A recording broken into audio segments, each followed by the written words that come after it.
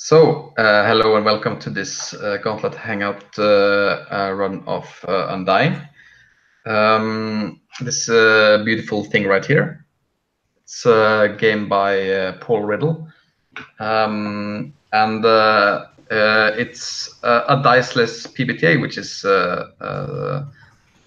interesting. I have been looking. I was pretty hyped about this game when it initially came out, because I was a big vampire fanboy when I discovered RPGs, and I thought maybe this could be the game that actually did vampire how it's supposed to be, like not superheroes with fangs. So I'm very excited about trying this out with you guys. We have Jim and Jim. It's I'm going to call you by the characters for the name when you get the character names, so we'll make it less confusing. But I'm glad to have you, both of you, for the first time, I think, with me. And then a returning guest star here, Paul. We're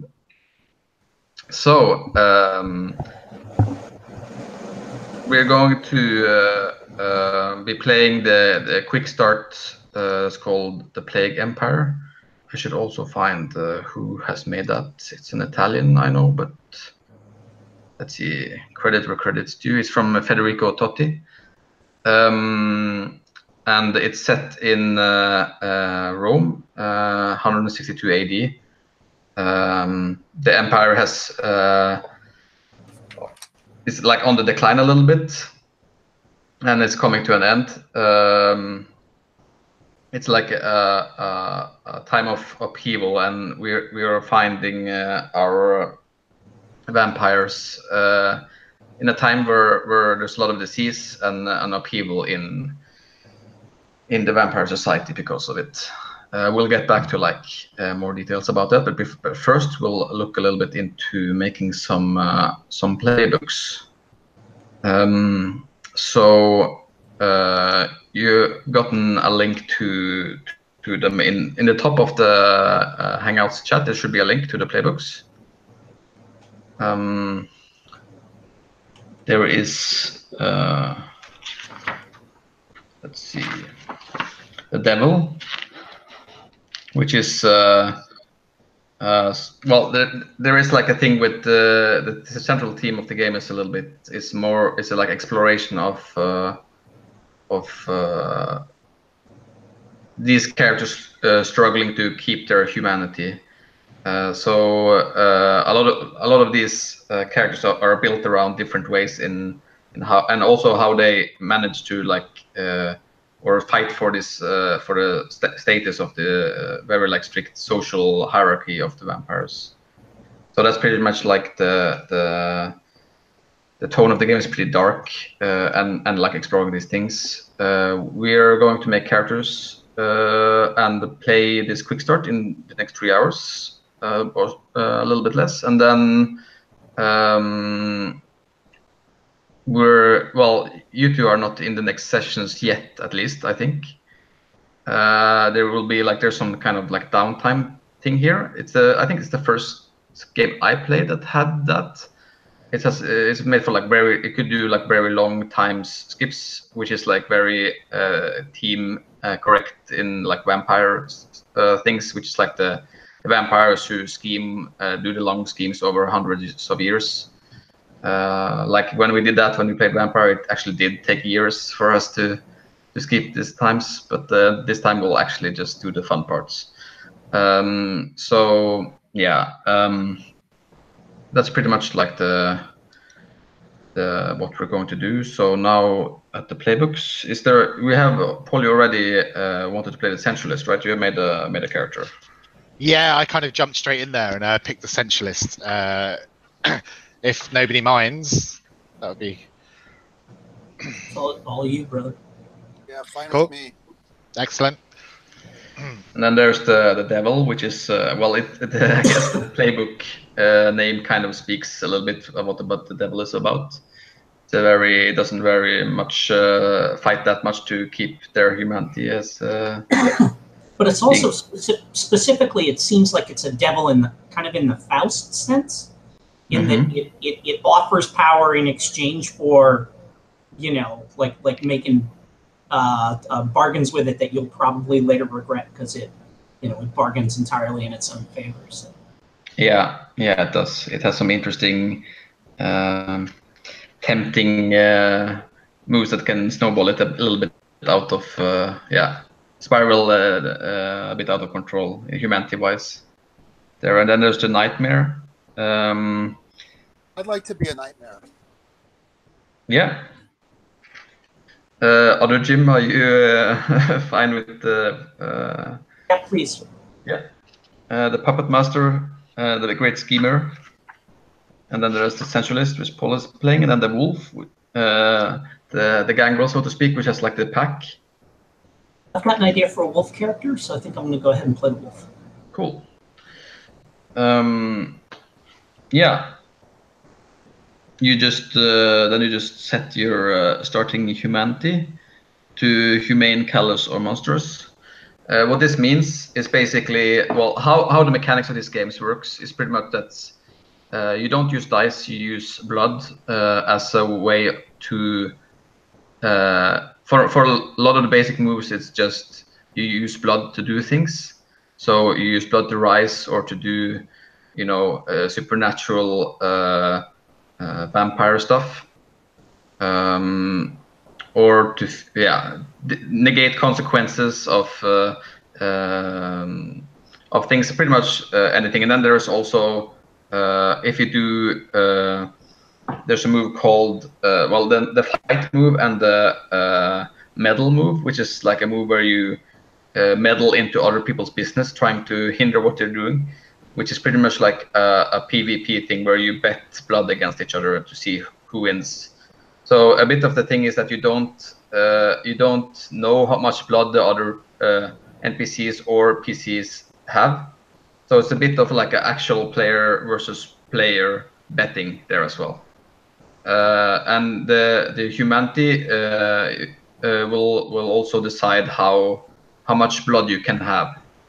The maximum, the less human you are, the more blood you're allowed to have. So if you, let's see, this is in the playbook things too, isn't it? Let's see. Yeah, that's also in the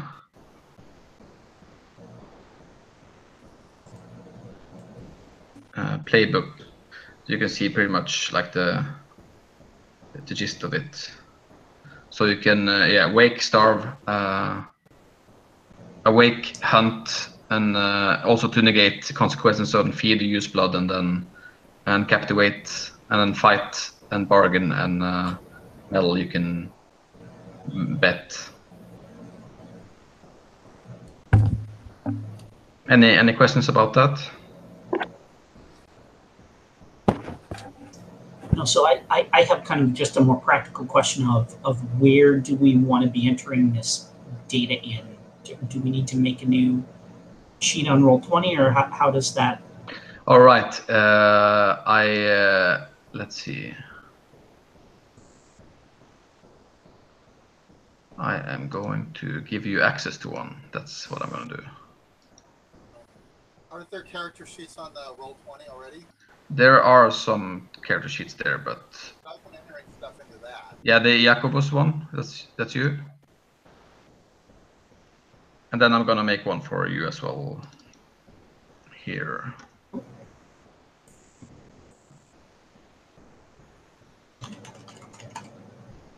Let's see here, just a sec.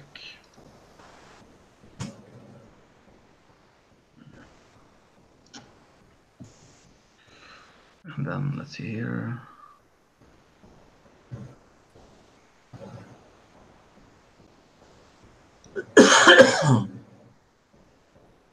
That's left. I have that's your right. Then you should have one here. I put a character sheet called Jim CR, and you should be able to edit that. Okay. So On the character sheet part there. Great.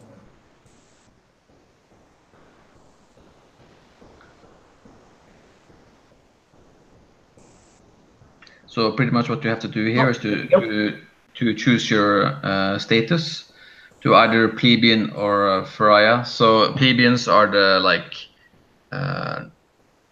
the normal status, the not the lowest ones, but the lowest ones who are included into the society in a way. The pariah is not hunted, but they're homeless pretty much. They don't have their own hunting grounds, and they have to like feed where they can, and at risk at being in someone else's turf and being in trouble. Yeah, I was thinking of starting my character out as a pariah, but I think that might be a little bit problematic. So I'm probably going to go for starting the plebeian and see if maybe it might slide down to pariah by the end of the session. That's definitely a possibility. Yeah. Cool. Yeah, and then setting your humanity to humane, callous, or monstrous. If you look in the book, it's, let's see, find the page if it's where it's on.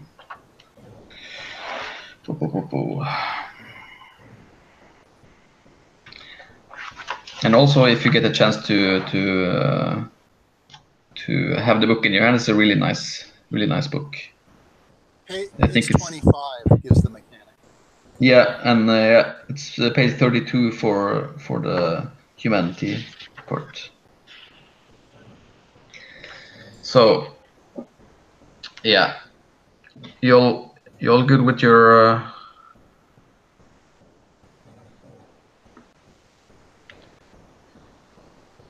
humanity and status?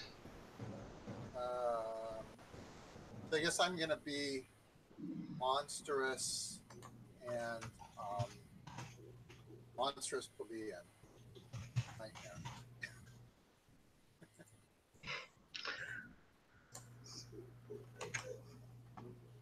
Where does it say? Oh, I see. Oh, and it's actually on the sheet. Yeah, it does.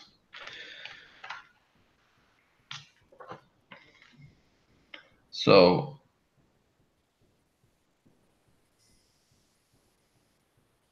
yeah.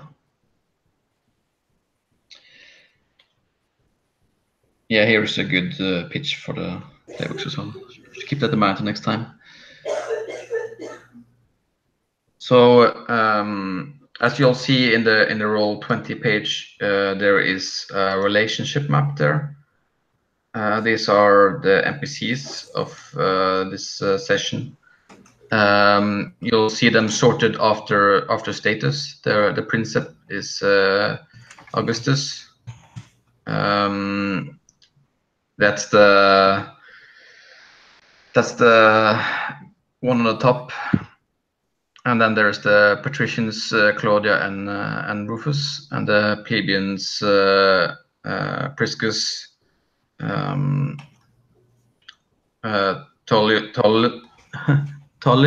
Larita, Lucives, Portives, and Horatives.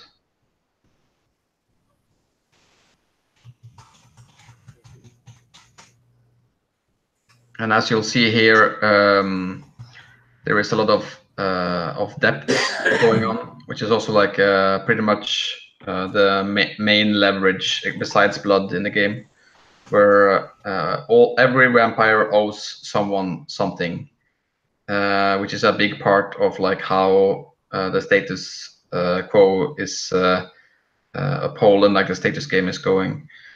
In the mechanical terms, the depth can be used for a few things. Most importantly, it can be used instead of using blood in bets when you medal and fight to cash in. At least in medal, I'm not sure in fight actually. I have to check that out.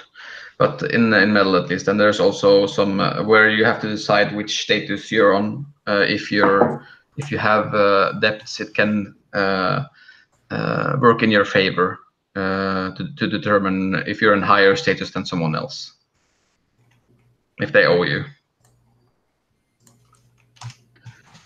So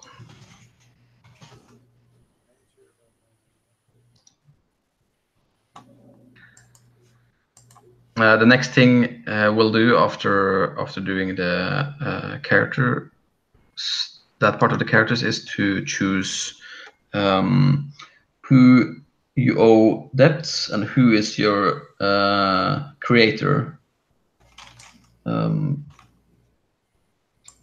But first, I'll let you introduce your character by name and playbook. We can start with Paul. Yeah, sure. So I am playing Sergius, who is a courtesan. He was a courtesan in the Roman courts. He was. I'd like to think that he was created by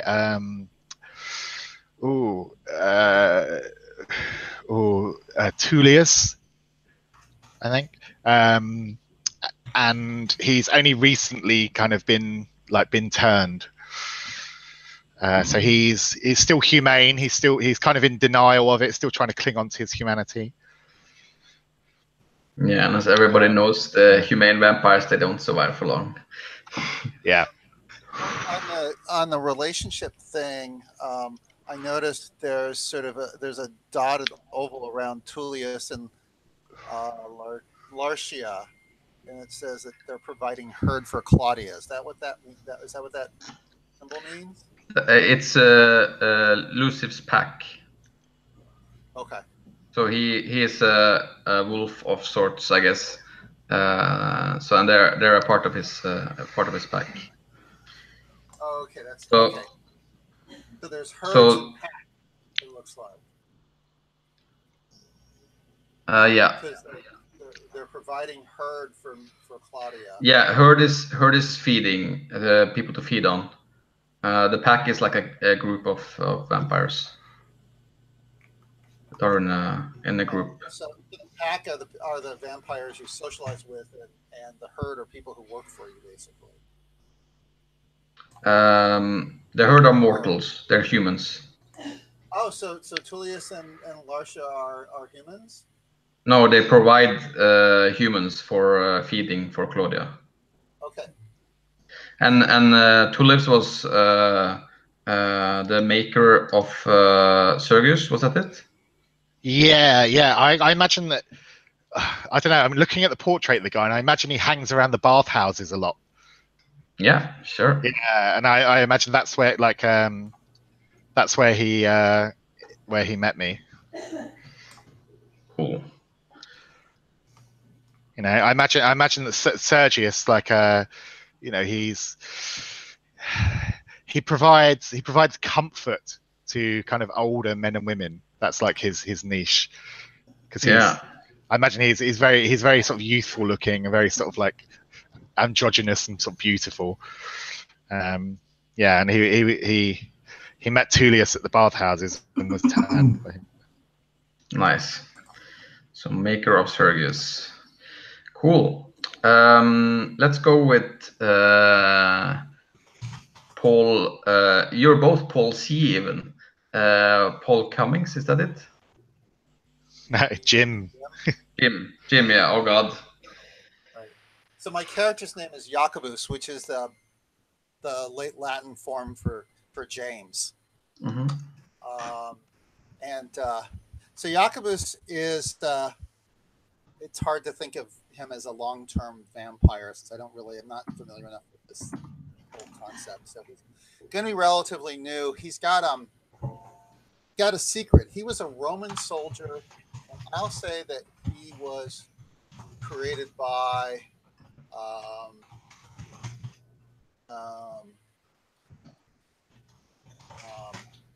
Horatius.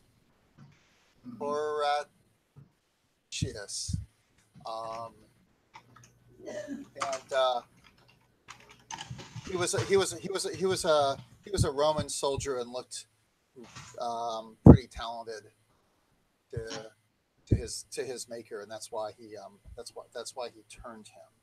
Mm-hmm. Is there anything more? Yeah, were you an officer? Is that the kind of skill you had, or were you skilled in combat?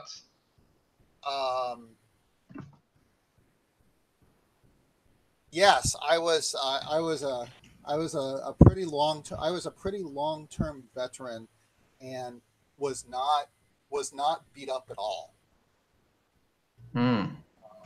Nice. Was one of the things that one of the things that attracted him to me, because he knew either I was very clever, very skilled, or very lucky. Which one does Jacobus think it is? I don't know. I just came up with that. I am going to say that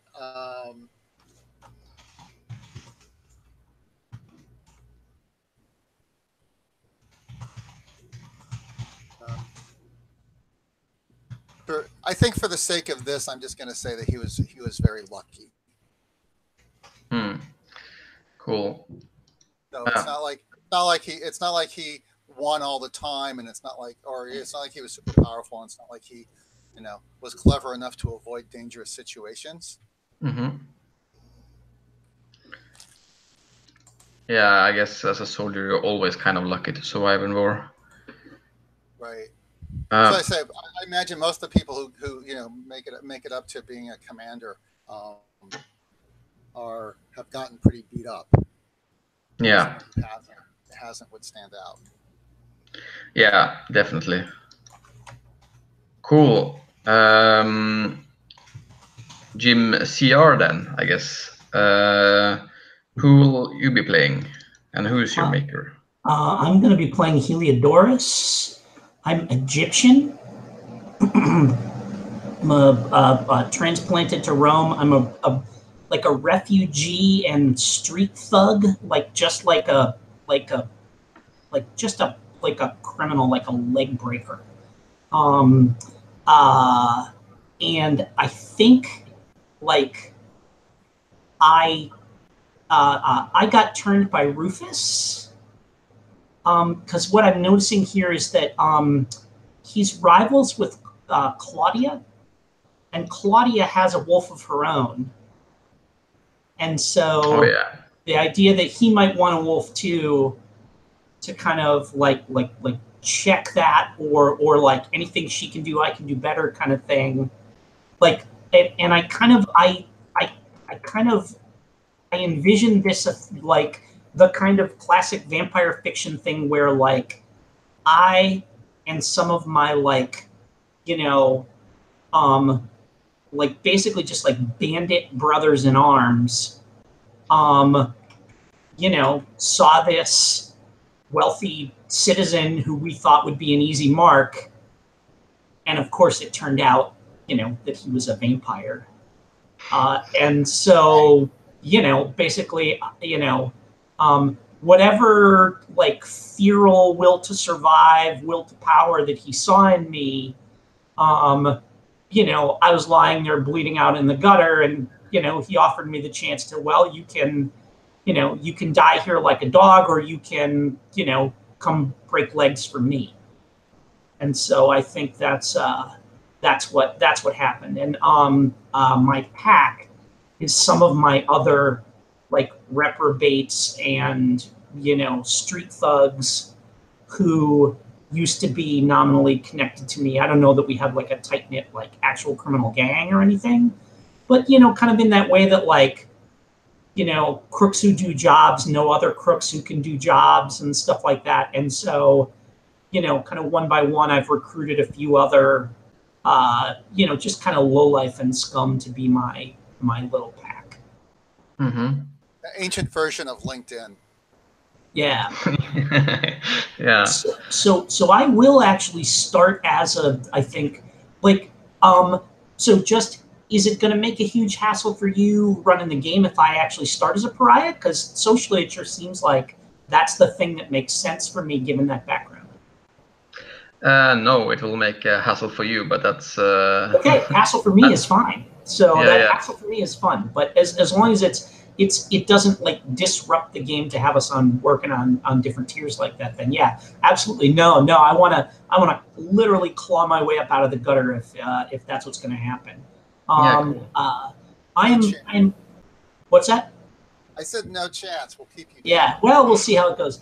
I am callous, and I've described myself as Egyptian, mid-30s, missing 2 fingers on the left hand. Like my, kind of the 2 smallest fingers on my left hand are kind of like I have this like messy rent wound, like that healed badly. That's like just a massive like gnarled scar tissue on my left hand, and like my left ear is basically like just like this kind of shredded lump of flesh, with maybe like some scars that run down my cheek where clearly, I just got like badly fucked up in a fight somewhere. And I look every bit of a, Roman Empire, like mid-30s. Like if someone saw me, now they'd think I was in my 50s or something like that, just because of how beat down and messed up I am and stuff like that. Yeah. No eating grapes for you. 30 No. The only grapes we get would be like, because we ate someone who ate grapes. So. Yeah, the whole grape thing is my niche, I think. Yeah. Yeah, cool. Nice. So,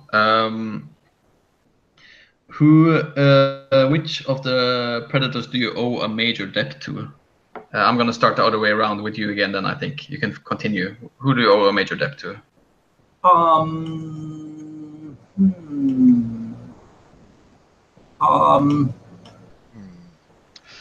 I think I think it'll be fun if I owe a debt to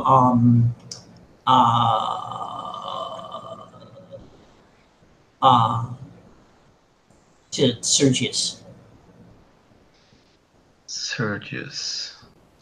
Oh no, Sergius is that's not what's Paul's character? Yeah, that's me. That's Sergius. Yes, yeah, that's what I thought. Yeah. A major one? Yep. Cool. How come? What happened? Why do you owe him a major debt? Let's put our heads together here, Paul.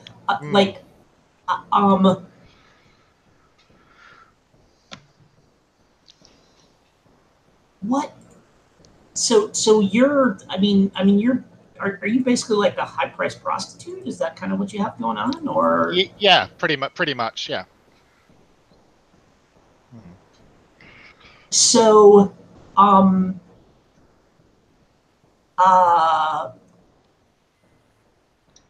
could you have like taken care of like my sister or something like that? Like a family member who otherwise would have been just like out in the street and homeless. You took them in and kind of showed them the ropes and got them a as decent a job as they could get.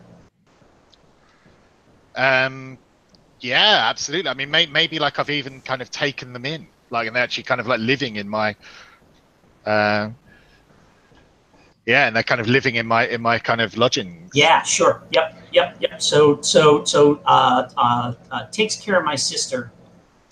Yeah, because maybe like I don't know, maybe like since you were turned, you almost like can't bear to sort of show yourself in front of her. Yeah, like I suspect that like I think I've been ashamed of my life like ever since I turned to banditry. Oh my god! I mean, the real debt would be you maintain a facade for me. Like that you help me lie to her about what it is I actually do. Like taking care of her is one thing, but to help me like spin a yarn for her, I think would be even cooler. Does that sound fun? Yeah, I like that. Yeah. Cool. Yeah, I like that. So we'll draw a line here between Sergius and Heliodorus. Heliodorus, gift of the sun. So what's Hilidorus? What's the name? What's the name of your sister? Name of my sister is me looking at a Roman naming website. It is I like Marcella. Okay, cool, Marcella.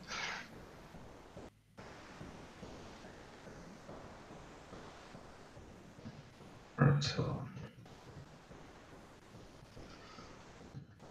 cool. And yeah, I like that.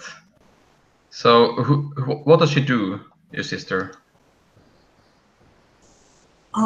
Like if she's in like would she be like basically like your housekeeper? Oh, maybe because like I do a lot of my business in the bathhouse, so I pick up a lot of my clients. So maybe I got her a job as like a handmaiden in the bathhouse. Oh, sure. Yeah, working in the bathhouse. Sure. Yeah. Cool. Nice. Yeah, bathhouse. That's good. Yeah. So, and Jacobus, who do you owe a major debt to? So,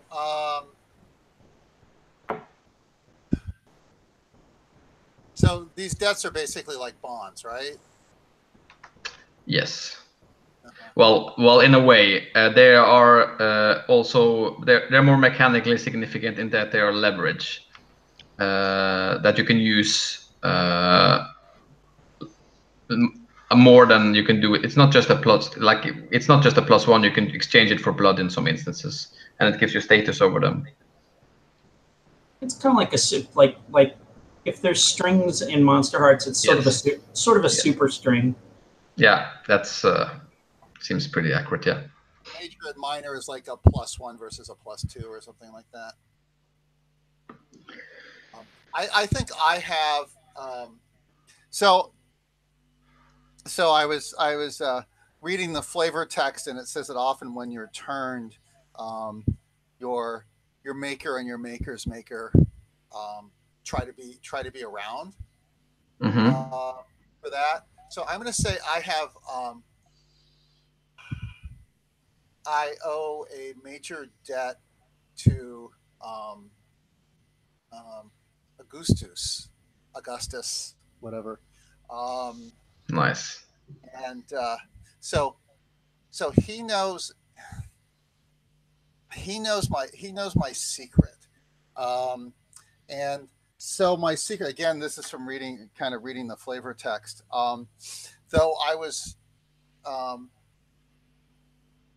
picked by Horatius because of my kind of abnormal level of physical preservation for an army officer during while I was being killed. I was pretty severely injured. I'm thinking maybe like a hip dysplasia or something with my legs or something like that. So I have a disability which I can, for short periods, hide. But it seems like it's bad to be a disabled vampire because you can't heal from it. That was the impression I got from the reading. Anyway, that's the way I'm going to play it. Augustus, who's been around for a while, actually noticed that I was injured during the process of my making. But Horatius and Precious, who were both there, didn't. So he knows this piece, and I know that he knows. Cool. Does that sound reasonable? Sure. Oh, one other thing I wanted to say. I don't know why. Just thinking that Heliodorus is is Egyptian. Jacobus is Old Roman stock. Never made it into the patrician class, but has sort of clawed his way up as a centurion. Actually has a modest house and a wife in Rome, who of course he doesn't love, and then he has a girl in one of the one of the provinces, and he killed her when he woke up. I mean, they set it up so that he would drain her as his first meal.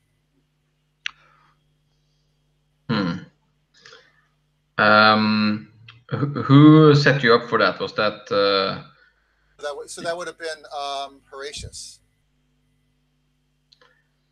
Oof. So this is just from my reading of the flavor text. It sounds like the major string on humanity is people that are your lovers, and yes. that your makers often want. The simplest thing is to have the new predator, take out their lover. So yeah. When you first awake, you're really hungry, and your judgment isn't as good as it might be some other times. So that's what happened to him. How long ago is this?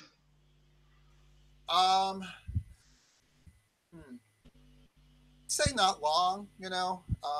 15 years ago, I think Aurelius was emperor still then, or it was. Mm-hmm. So within the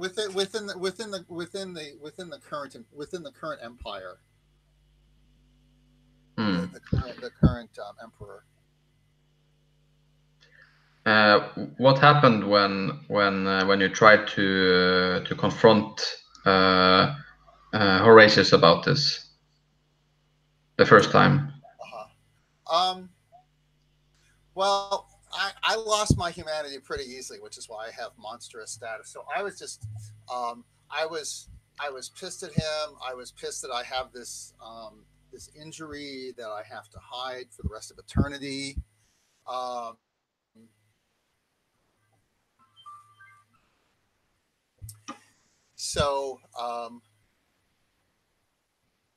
But because I'm not as physically, since I can't really fight that well, and this was very kind of new in my career, I just had to kind of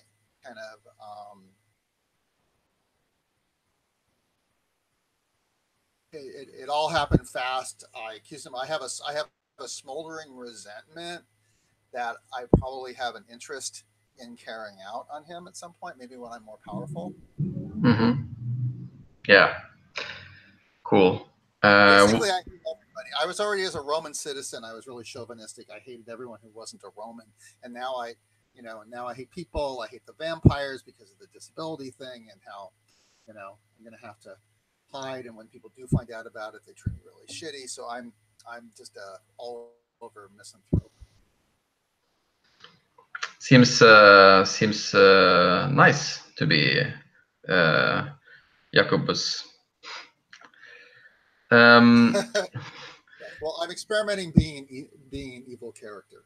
Yeah. Well, it will be interesting. I look forward to hopefully play to find out what happens about this. Cool. And then Sergius, who do you owe a major debt? Okay, so Sergius owes a major debt to Claudia.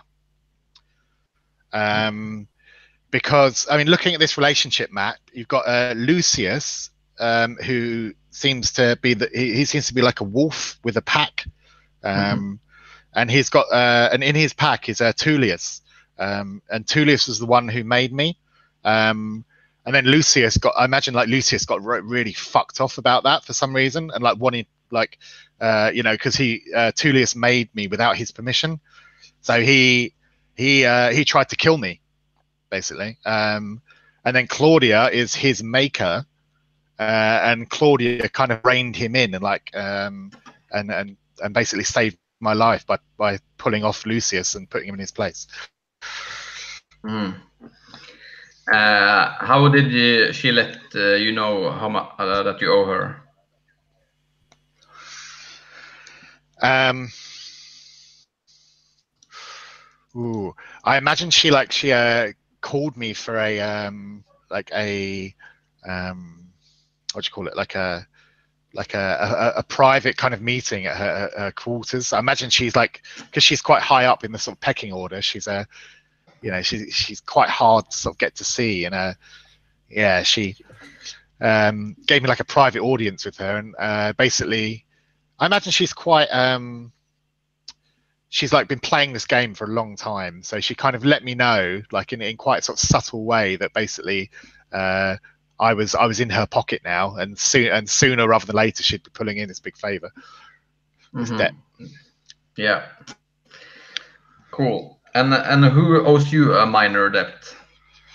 A minor debt. I would like to say Jacobus owes me a minor debt.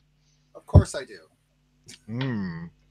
What did you do for Jacobus to?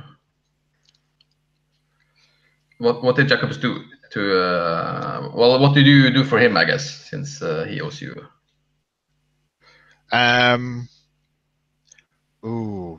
He's keeping a secret about, like, he knows a secret about me.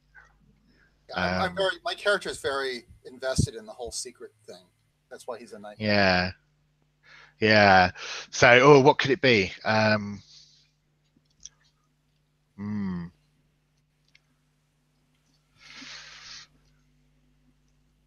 Yeah, I mean, yeah, maybe he like kind of knows like who my real family are, and I'm trying to sort of keep them protected from Lucius. That seems maybe a little much for a minor debt. Like it, don't you think? Maybe. No. I mean, it's just he just, he's just. Doesn't he owe you? Isn't that how that works? Yeah, he owes you. Oh, he owes me. Oh, sorry, I've got that all wrong. Yeah. Okay. Oh, I owe you. Oh, I didn't know that either. Then I should maybe thinking about this as well. Like if he's got some kind of injury that the bats would help him feel better, and you just let him in to soak when he needs to. Yeah, that seems. Yeah. That's kind of nice. Whatever. Like a VIP card or something. Yeah, like you let him in the back door, you give him a private room so that people aren't walking by going, "Hey, what's the deal with why's your leg look all fucked up?" That's Yeah. I like that. Rome? Or are we in some other city? And Rome. Okay. Yeah, nice one, Jim. I like that. Yeah, sort of maybe like kind of like like once a month or something. Yeah, I sort of let you into the like after hours. I let you into the baths so you can have like a private bathing session. Cool. Yeah, I like that.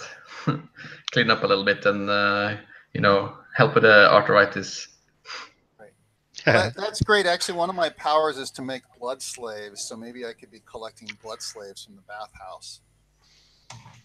That seems like something I want to see on screen. Maybe could be cause controversy.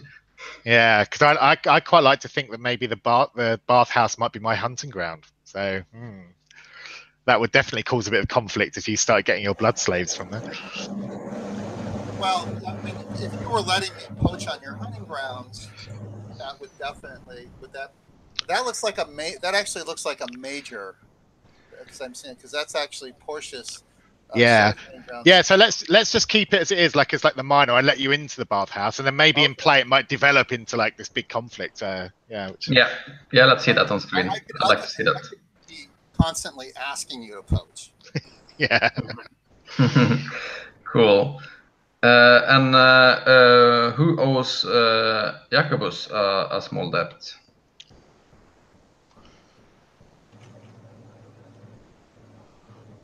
Are you asking me or? Yeah. Okay, sorry. And should this be a PC?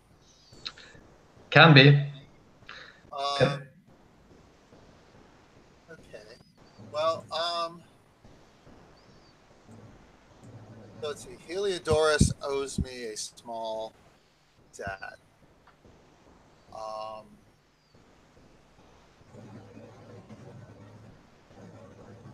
And my gang's got to get weapons from somewhere. All right, you're like a thug, and I'm a soldier. Yeah. Right. Like we can't afford like good swords. Oh, right. We're going to give you. Yeah, we can. I could get you some. I could just. I can actually pass into an armory and get. Yeah, you get me like real Roman steel and stuff like that. Yeah. Which and like I think that's a cool minor debt because like that's a thing that like whatever you get us some swords, we do a job, we can actually pay you back. Like effectively, you're letting us take them on credit, which is not like you could probably get in trouble for that, but it's not like a thing that's going to get anybody executed or anything. Right, and I like it because it's also definitely something that we can make arrangements and bargain around. Whatever. If a few javelins go missing, that just kind of happens in a big bureaucracy. Yeah, I mean they would go missing anyway, even if nobody took them. That's how it works. Right. Cool. Yeah, I like that. And lastly, who owes Heliodorus a small favor? Let me see. I don't have an NPC debt going on here, so let me see if I can hook in some of those folks. Take a look at Roll20 here. Yeah, I think maybe Heliodorus needs some leverage. Yes, yeah, and that was my other thought, is that I don't want to be completely locked out of that either.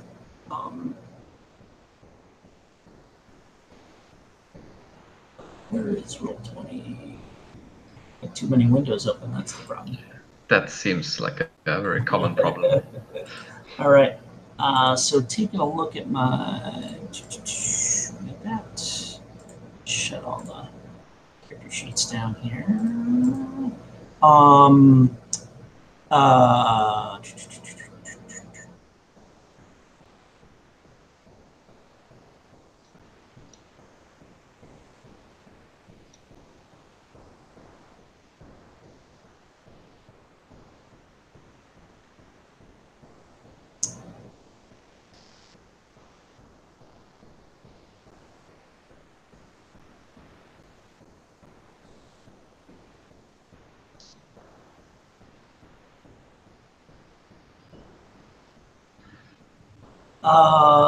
Let's say, so Rufus made me, right?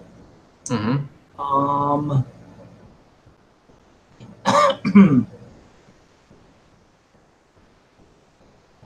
So let's say Augustus. Wow. How come Augustus owes you one? It's a minor debt because, I think, we got rid of someone he couldn't be seen to be, like someone who, annoyed him, but was, I kind of like that it was someone who could have been a threat in the future, but really was beneath him. And it's like the kind of thing where if he had been seen to take this person out, it might have been perceived as weakness on his part that he felt it necessary to take this person out. You know what I mean? Because it but he's just playing the long game. So he just sicked us on them. And we don't need a, it was some not even another predator, I think. Some like a low-level senator or something like that. And we just, we basically just murdered somebody who he wanted murdered. Mm-hmm. Who was kind of beneath his, time and attention. So we just did it. Basically, we did a job for him. Yeah. Yeah, cool. Yeah, I think probably the job is even paid, so that's not really even the debt. It's just you shut up about it, right? You did it cleanly and nothing was traced back to Augustus. Yeah. I was a stand-up guy. Cool. Why did Augustus want this person dead? I mean, maybe Heliodorus doesn't know, but maybe he does. Oh, I don't think not only do I not know, I don't want to know. It's a thing where if Augustus started to explain, I'd be like, nope, don't want to know. Just know that you need this. I just know that you need this done, and if word gets out you told me why, someone else may come around asking me why. So I don't want to know why. Smart guy. Yeah. So there could be some sort of like, I presume there's some kind of like, whatever, like high level intrigue going on there. But it's, as long as my gang gets paid, and Augustus doesn't sell me out, I'm perfectly willing to do that job for him. Yeah, cool, nice. That's cool. I like that. That could come up and play. Let's see. So let's see here.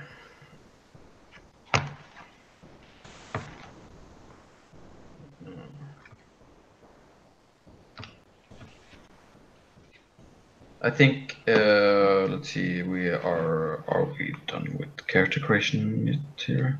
I'm just in the dark because I just moved and I haven't gotten the lights in order yet.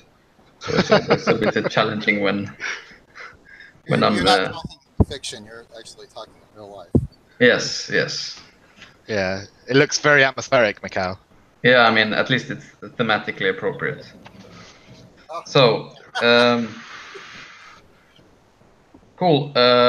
Yeah, we have done all this here. Cool. I have a question, Mikhail. Actually, Mhm. how much blood do we start with? I know what my max blood is, but how much do we actually start the game with? You start your play with blood equal to your humanity +7. Okay, cool. So the next thing is that you decide if you're rebellious or docile. If you're rebellious, I will create a grudge for your maker that's aimed at you, and that they're now your rival. If you're docile, I'll add a new minor depth to the relationship map that you owe your maker in return for their tutelage, and you'll say how they help you. Let's start with you, Paul. I think Sergius is most definitely docile. Yeah. So that means that I owe a minor debt to Tullius, who's my creator. Yeah. Yeah. For their tutelage. Yeah, because I imagine that Tullius, he was one of my he was one of the gentlemen that I kept company with.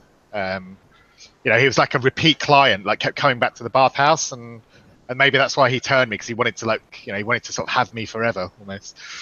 Mm-hmm. Oh, romantic. Yeah, very, very haunting. Let's see. Cool. And what about Jacobus?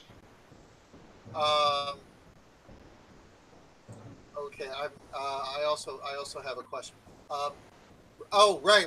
All right. So you want to know? So, in reality, I'm rebellious, but I've been acting docile. Cool.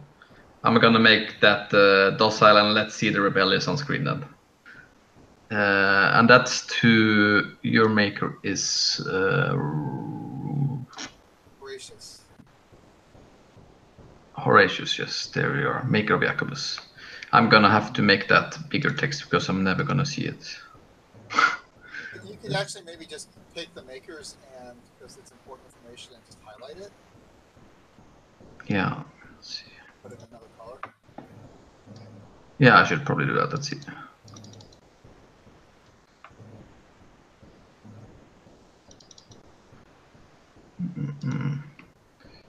So, while you're doing that, I have a question. So I didn't actually get to read any of the stuff about hunting grounds. So when you're a newly made predator, I imagine you share your maker's hunting grounds for. No, they'll if you're a plebeian, they'll give you a hunting ground. I will. We'll get through that. So you'll get your hunting ground. Unless you're a pariah, then you don't get a hunting ground at all. So that sucks for being a pariah. Let's see. And the maker of Heliodorus, that was Rufus, right? Yep. Yeah. Let's see, I didn't write that down.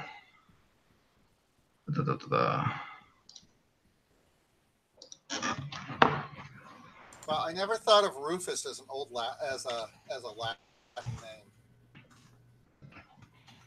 name. I guess it has like a Roman ring to it. I've heard about. It seems more Germanic to me. Yeah, I guess that's true. And you owe a minor debt to Horatius then. Cool. Right. So, and are you? What about Heliodorus? Are you rebellious or are you docile? I think I'm rebellious. It does seem like you have nothing to like lose. I don't think you recruit a bunch of street thugs for your like carefully laid plan. Like that just never works the way it's supposed to. No, I don't think so. And he doesn't seem to treat you like you're a good boy. No. Yeah, I don't think your gang are a Roman sewing circle somehow. No. So, is your gang? Are your gang also predators, or they're just kind of? Are they still alive? I think we'll probably get to that, and I don't want to jump the gun and get out of order on stuff because like that's one of the things we're going to figure out is who's in my pack. Okay. Let's see. And let's see, Heliodorus, enemy of Rufus, enemy.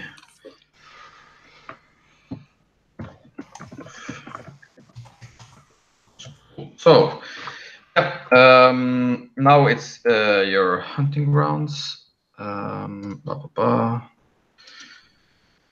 And those are, let's see.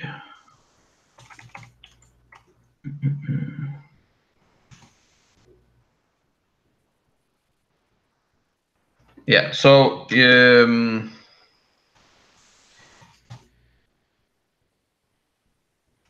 let's see here.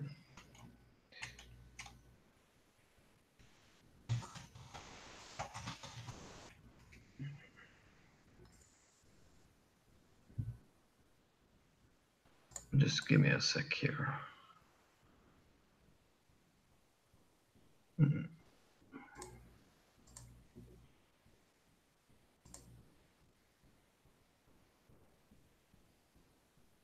Yeah, I think probably the hunting ground of Claudius.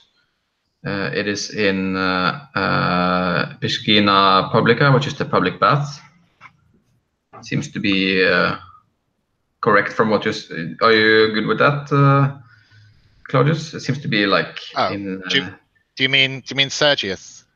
Yeah, Sergius. Yeah. Yeah. That's what I had in mind as well. So. Yeah, cool. The tags. I'm just gonna see how that was. Hunting ground tags. I think. Let's see. There is an amount of these, but they are not in the. Here it is. Hunting grounds.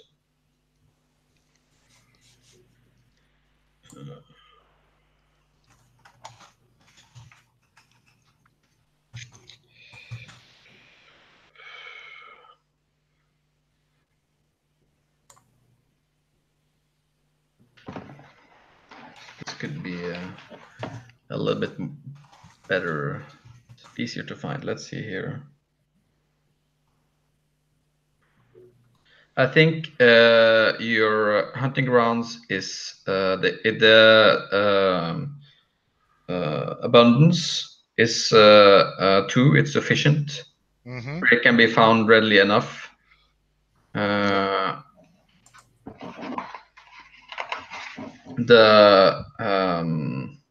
think the awareness is actually a suspicious 1. They are nervous and wary. I think there's been some stuff going on there with someone going into the baths. What incident lately has there been that has made people a little bit suspicious of what's going on in the baths. Or maybe there's a rumor going around the regulars that there's been a strange looking man, like hanging around the bars like after hours, which has been Jacobus, who I've been letting in. Yeah. Cool. And it's distant, so it's well out of the way. It's close enough that you can make a road trip between your hunting grounds and the hub of the predator community in an hour or so. Yep. Okay. Yeah, and I think let's see. The good thing is that we don't even need hunting grounds for Heliodorus. So let's see here. But for Jacobus, I think, let's see, the center. I think actually your hunting ground is at the city gate, the Porta Capena.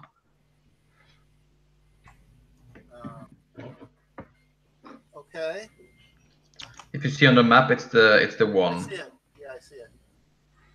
And I think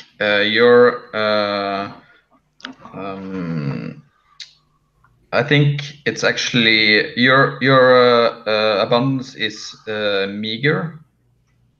It's not that many people around in the night around there. Like there are some people. There are some places where people drink, but it's not. I mean, it's not like the busiest area. Right, people aren't coming into Rome at nighttime. No, not that much. No, I mean it's sometimes it is, and that's why it's meager and not scarce. I think the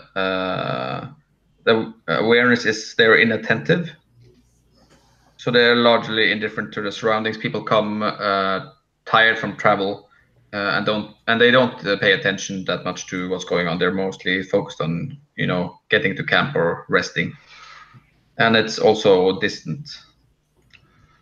So it has 2 on awareness and 1 on proximity. What is the proximity? It's distant. Distance from the center. Okay. So, so that's that.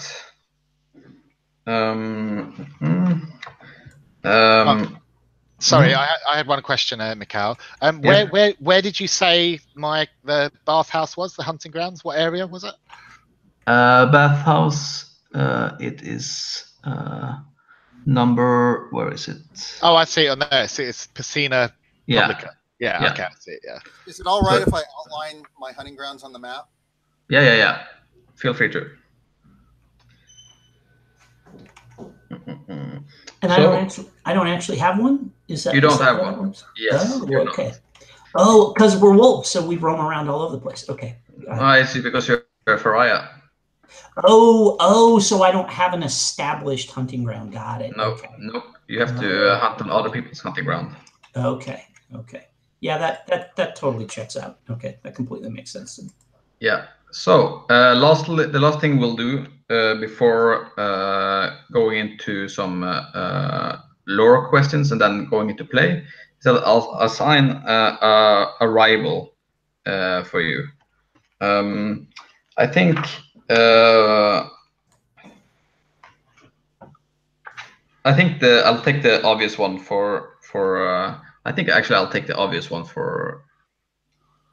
Well, maybe actually for you, Helodorius, I actually think maybe because you are made of Rufus, and I think actually I'm gonna make Claudia your rival, because you were made to kind of upset that balance, right?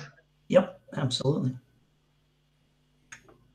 That totally works for me. Rival. It also is nice that Sergius has a relationship with her.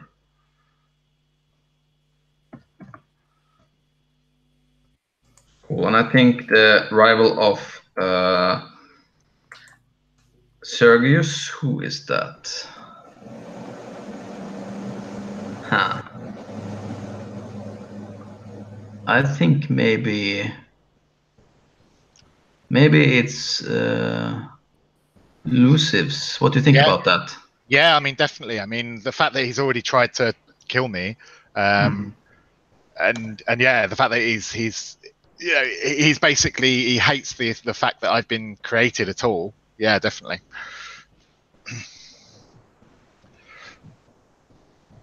Yeah, cool. So, and then I think the rival of Jacobus. Let's see here.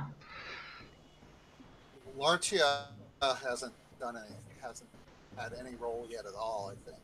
Yeah, we can do that. How come Latia is your rival, Jacobus?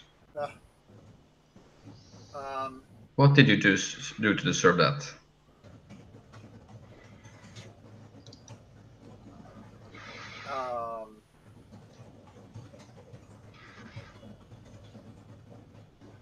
let's see.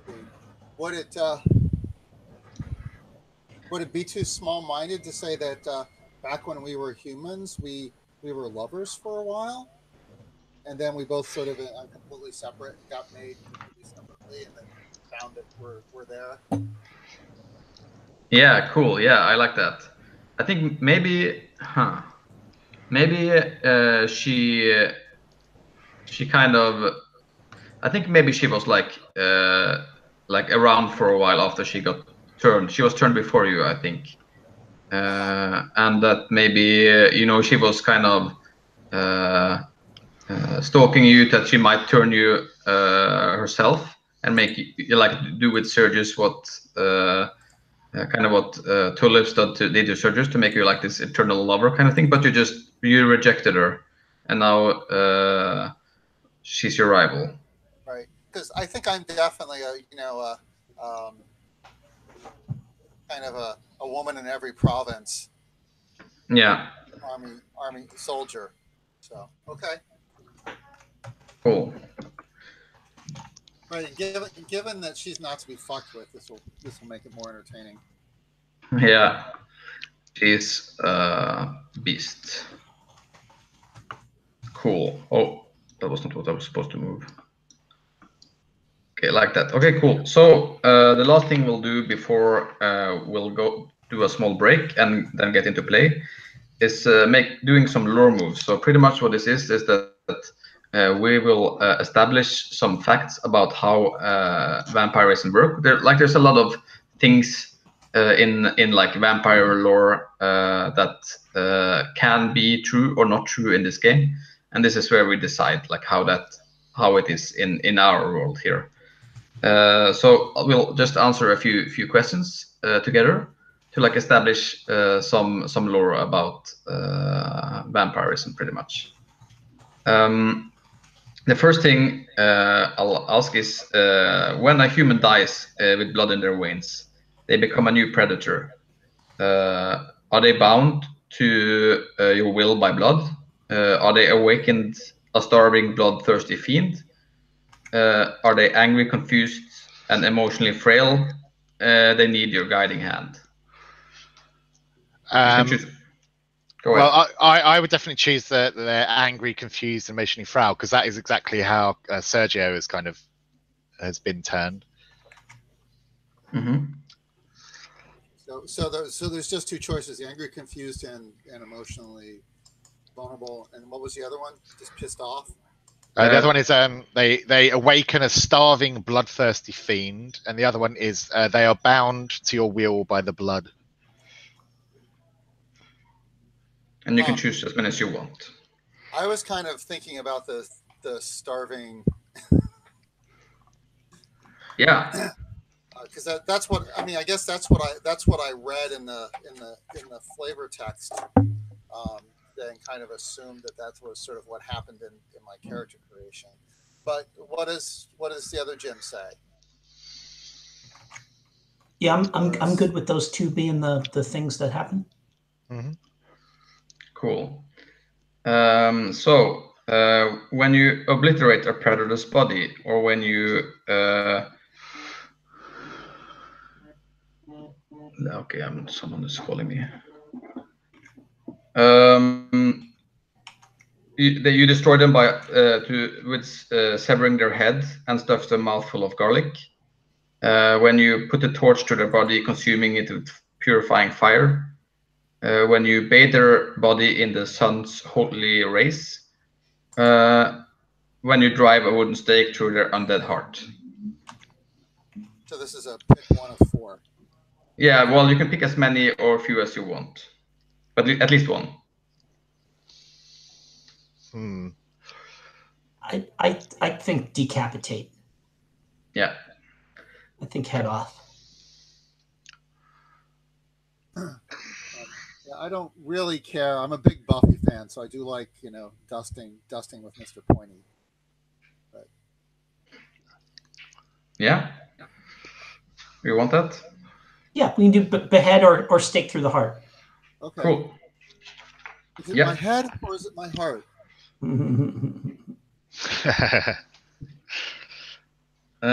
When a predator is destroyed, its body disintegrates, leaving only a chalky film of ash, or congeals into a pool of blood and viscera, or disintegrates into a mummified corpse. And you can only choose one, obviously. I really like the disintegrating into ash. I think that's pretty classic. Yeah. The dusted like Buffy. There we go. Yeah, that totally works. Yeah, we're in the Buffy mode here. That's good. Yeah. And when a predator is confronted with garlic strong enough to smell it or taste, the GM says that they must do what they must do and how much blood they will must spend to overcome the hindrance. The other ones are a holy symbol brandished by one of the faithful, consecrated ground untarnished by evil, entrance to a home owned by its occupants without the permission to enter, or running water such as a stream or river. I've always liked the you have to be invited in thing. Yeah, I think that gives lots of tension in that situation as well. That's nice. And I don't really. I mean, these people are Italians. I mean, have to make up for having garlic is unfair. I quite like the sort of the running water sort of thing as well. Yeah. I think hospitality and running water. Those are both great. Mm-hmm. Yeah, those are nice limitations. Yeah, I'd really like to stay away from the kind of the sort of holy symbol and out you godless fiend, that kind of thing. I like the idea that maybe the vampires kind of laid that rumor themselves to make people feel safe in their faith. Oh yeah, but I like that. Let's include that as being like a myth. Yeah. In a polytheistic culture. Yeah. Holy symbols. I was thinking, Paul, the whole thing that you're kind of centered around a bathhouse and you can't cross running water might be interesting. Yeah, I think that's very. Well, that's awesome. That's why still water becomes so important. Water that has been completely separated from any natural body of water. Yeah. It becomes water vampires can actually bathe in, which is kind of cool. You wouldn't be able to bathe in a river, would you, or the sea or anything like that? Yeah.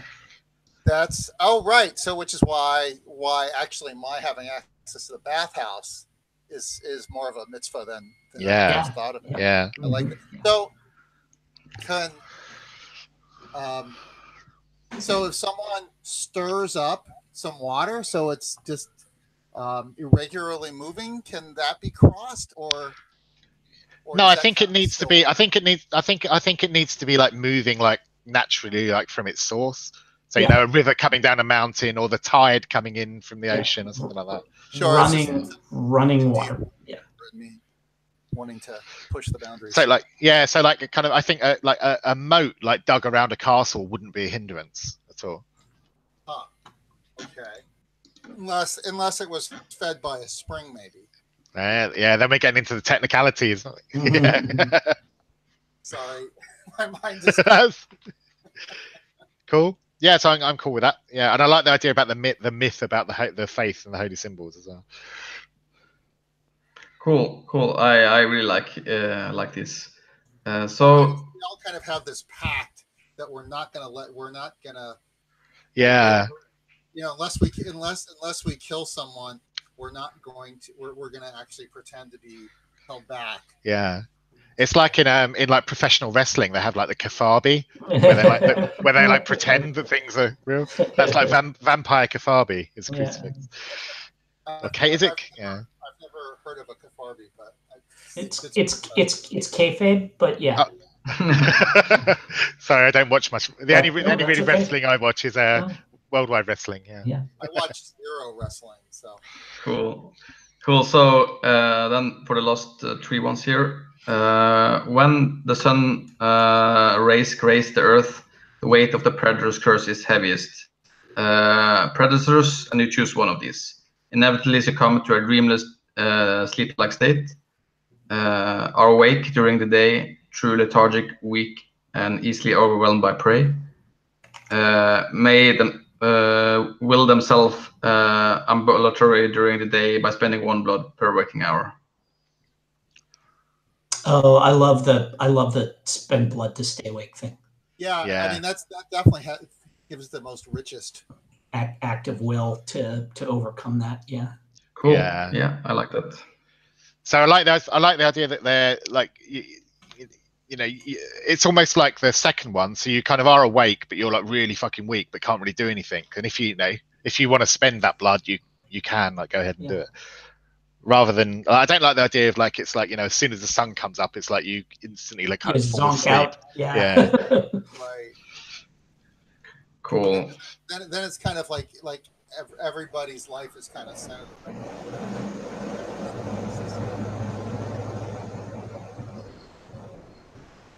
Oh, didn't hear that at all because a big truck went past.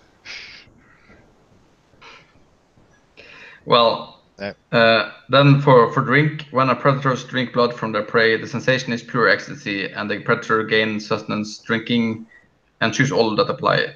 Preserved blood tastes like cellophane decay, but will do. Synthetic blood tastes, well, this is not really very, because we don't, well, okay. Synthetic blood tastes like candy, but barely curbs your hunger. Animal blood tastes like cat piss, and you must drink it by the gallon to have any relief from your hunger. What was the first one? Preserved blood tastes like cellophane decay, but will do. So I imagine like preserved blood wouldn't really last very long in this day and age. No, it would start to go off very quickly.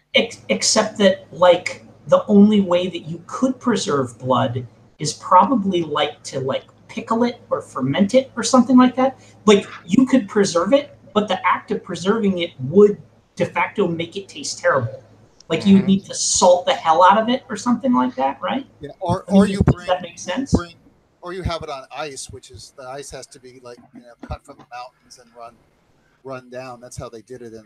Yeah, like maybe the emperor could do that, but you and me, buddy. Like if definitely not you. If we want 2-day-old blood, it's because we got some old lady to like mix it with like 2 parts vinegar, and does that like I kind of like that. Does that make sense? Or yeah, I like that. And I also like the idea of the you can get by on drinking like animal blood, but you have to drink absolutely shitloads of it. It tastes disgusting.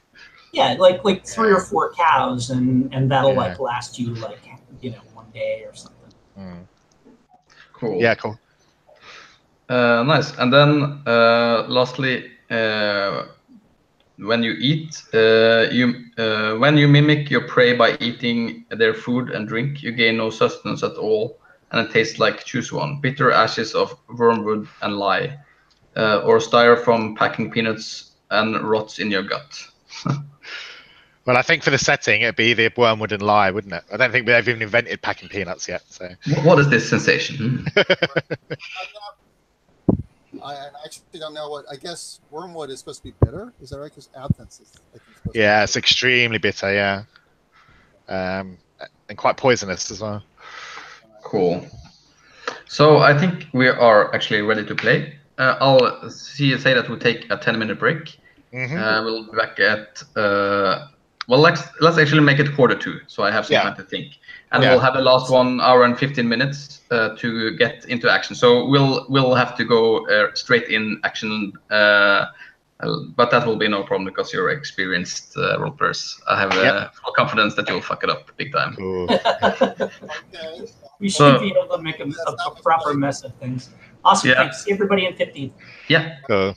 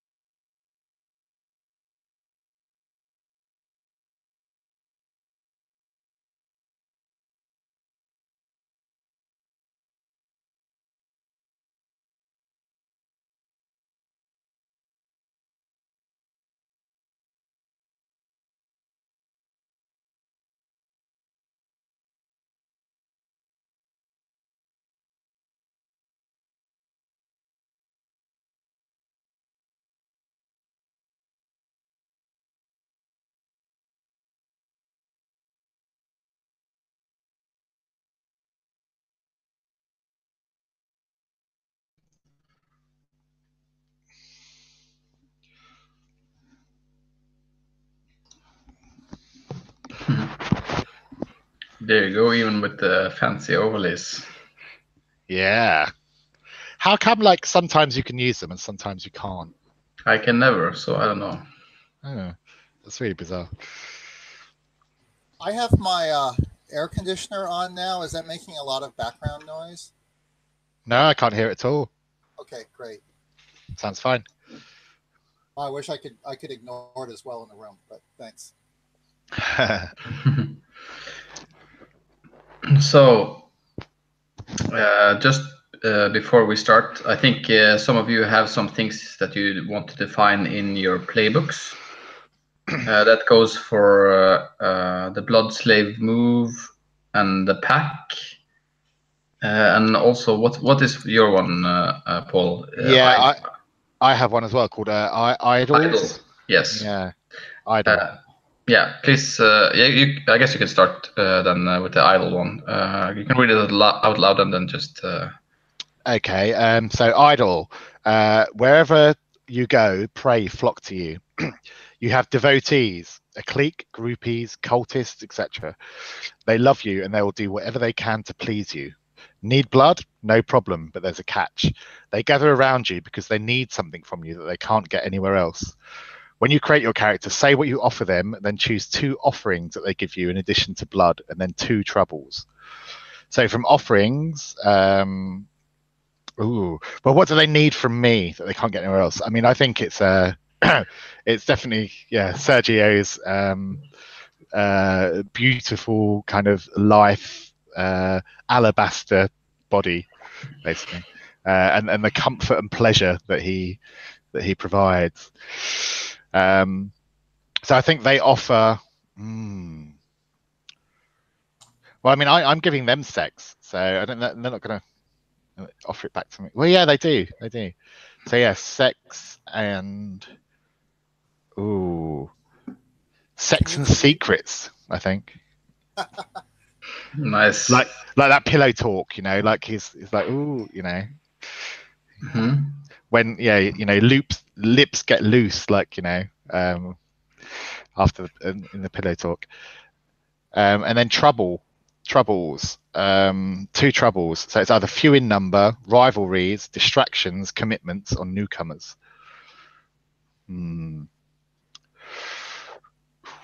I think rivalries, definitely. I think maybe like my clique, they kind of like they compete for my attention.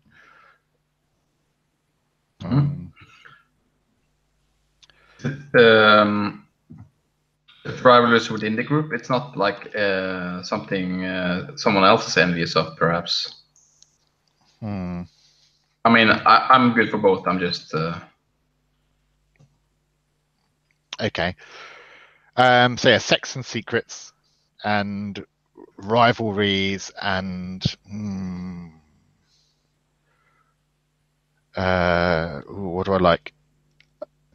Commitments. I like commitments. What kind of commitments do they impose on you?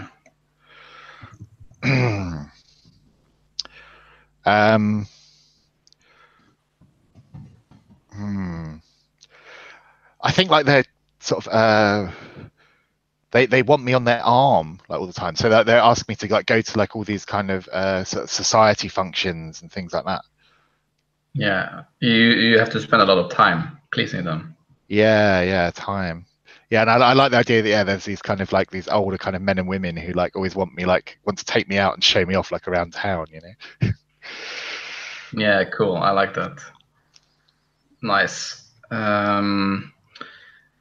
Yeah, and then let's see. Heliodorus, your pack.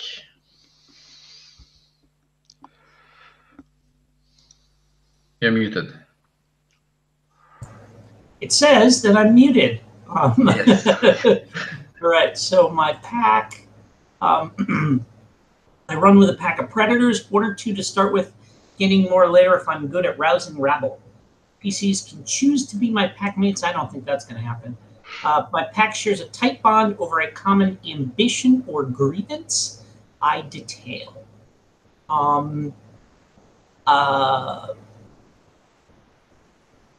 I think my pack are other I think I've got two other um, like refugee Roman citizens. Like maybe I've got like a Moroccan um, uh, uh, who's like a burglar. You know, who like specializes in like climbing around on rooftops and like breaking into people's houses and stuff like that. And I'm gonna say like a Briton, you know, like a Pict or something like that, like someone from Britain, um, Several who small furry creatures grooving with a pict. what's that? Several small furry creatures grooving with a pict. So the and I think they're you know what, they can do stuff like they're like our uh um like I'm like the leg breaker. We've got someone who can kind of like climb and stuff like that, and um our Britain buddy who is a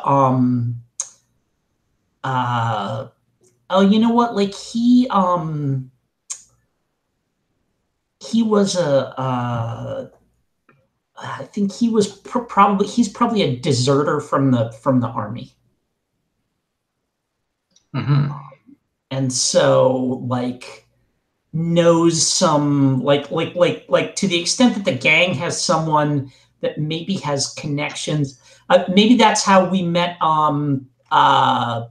That's how I met Jim's character. Yeah, for sure. He's connected within the army. Yeah, yeah. Cool.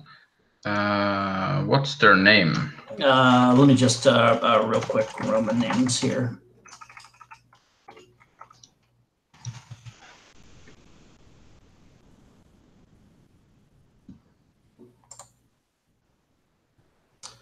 Let's see.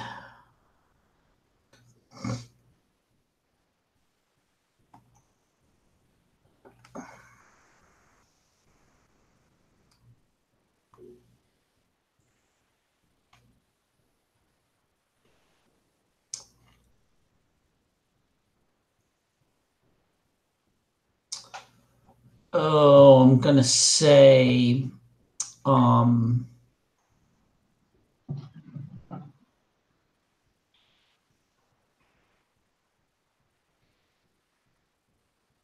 sorry, I'm just looking down the list here.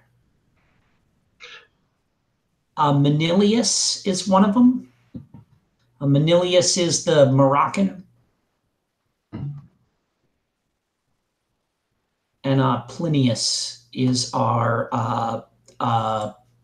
deserter from Britain.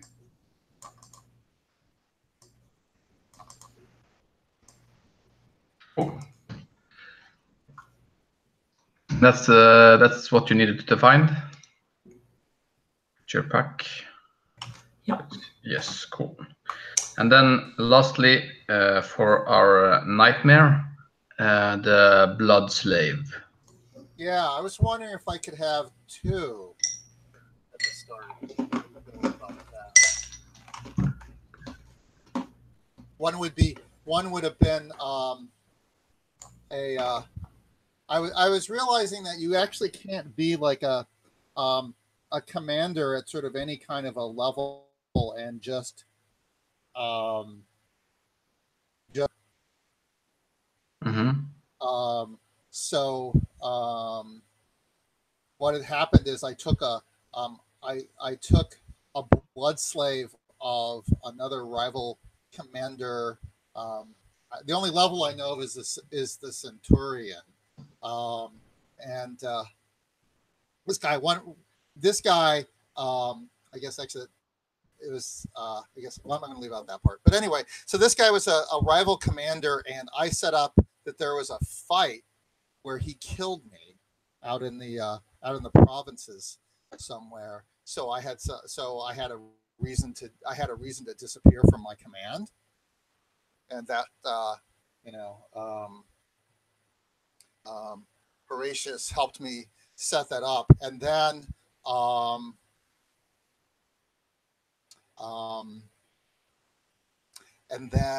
an Egyptian, a beautiful Egyptian love/blood slave. Cool. So just quickly read out what does this blood slave do, so we the other ones also know what it is. When I feed blood to my prey, I own them, mind, body, and soul. The blood you feed them is now theirs, but they're still mortal, so they're still edible. A blood slave can also act as head of a bank, can keep up to 5 blood, but when they have 0 blood, they crave more with mad fury. And then there's you got to give them 1 blood a week just to keep them as a slave, and once per night to get them to do stuff. And if you take possession of their mind and body, you have to pay a blood per 1 per hour for that. When they get down to 0 blood, they're no longer loyal. A blood slave that dies with blood in their veins is reborn a predator. Cool. And then I get some blood to distribute to my blood stays at the start of each nightly play. I get my humanity, which is 1 + 2 among your blood slaves. Maybe I should only have 1 then, because I don't have a lot of blood to start out with, or humanity to start out with. It's up to you. Yeah, cool. Yeah, 1 is fine. Okay, so what the hell? So the other officer's name who killed me, we got into a fight, and I arranged for him to kill me, is Lucretius. Cool. And the Egyptian lover? Oh, and the Cleo? Nice. I don't know. Yeah, I mean, no, that's fine. Cool. And after all of that character creation, we are ready to play. So, woohoo! Yeah. Cool. In these times, there is a plague going on, and healthy prey is now a rarity. Unscrupulous predators feed on the disease, spreading it even further. Those starving predators who have lost their minds go for the throat of their brethren. So the plague has come to the city of Rome. It has spread from house to house faster than the gossip about it. Despite the precautions and offerings to the Lars for salvation, neither magic nor medicine seem to stop it. Rumors among the nobles say that even Galen, which is a respected scholar, physician, and writer at the time, is helpless at confronting the plague. He just takes note of the events and leave a written witness for posterity. Where did it come from? Is it caused by magic? Or is it a punishment of the gods? This disease does not concern you directly, of course, but what will happen to the predator without prey? You wake up for the night and you spend 1 blood. So you all can spend one blood to wake. You emerge from your sanctum along the roadside, prey lie feverish and covered with pustules. Many have already died. The smell of burnt bodies lingers. The most erudite citizens burn corpses in their courtyards, while the fearful watch from their homes. So did you say we wake with pustules on ourselves? No. We just awake next to plague victims. Yeah, you see blight victims in the streets. So you now get to do some choices here, though. You can choose 2 options below. or spend 1 for 1 blood to avoid choosing one. Only the options you choose are true. So your hunting grounds are being poached by predators. You can reduce its abundance tag by 1. Your hunting grounds are given up to paranoia and superstitions. You can reduce its awareness tag by 1. Or your hunting grounds are in the midst of a plague outbreak, and you can reduce its abundance tag by 1. So we can start with Sergius. Yeah, I think the Piscina Publica is like right in the middle of a neighborhood that's had like one of the worst kind of breakouts of the plague. So less people are coming to the bathhouse, so that sort of drops the amount of people on my hunting ground. Cool.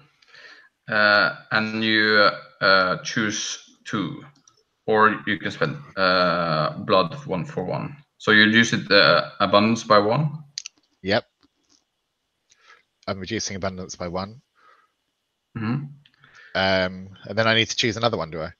Yeah, or spend blood to avoid it. I'm going to spend blood to avoid it. So I'll go down to, yeah. Cool.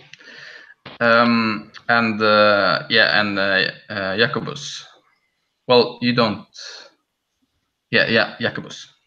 Okay, so just to make sure I'm clear on this, there's 3 possible things that can happen.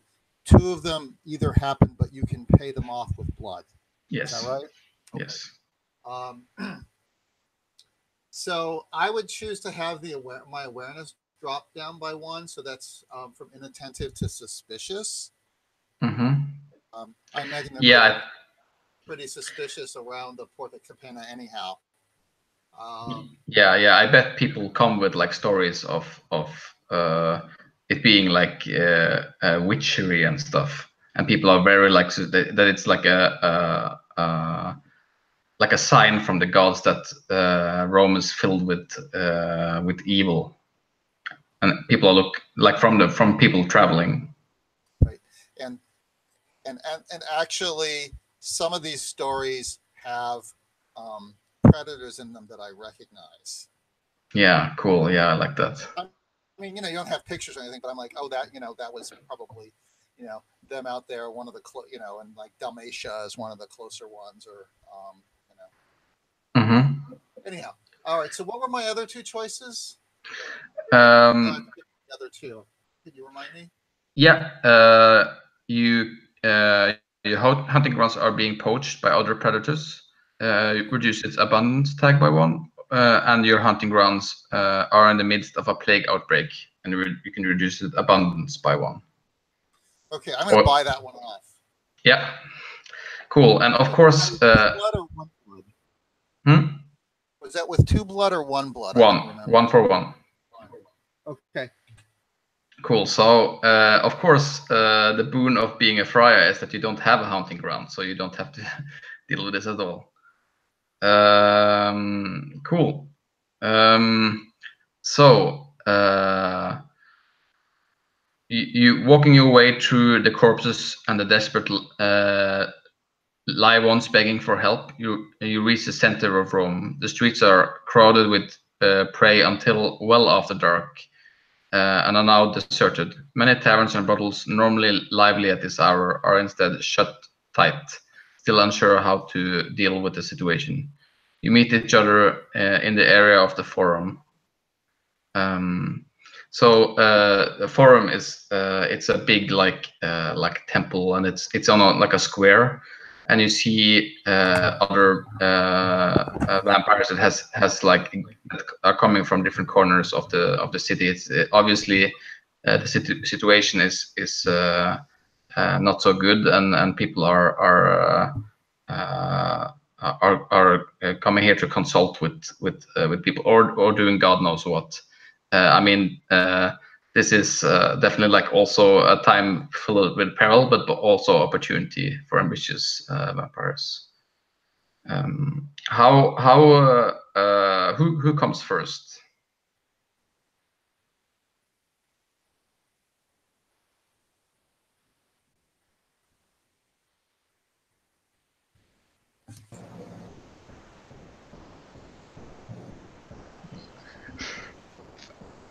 No, fine. Yeah, Sergius will arrive first then. So we're all arriving in the center of the town, in the center of Rome. Yes, the forum. Yeah, so Sergius kind of he moves really almost like a cat, you know. He's like really kind of graceful kind of like movements, and he's kind of like picking his way sort of through the crowded street, kind of like avoiding like all of the plague victims. And he's got like a white sort of silk handkerchief that he's got like balled up, like sort of covering his face.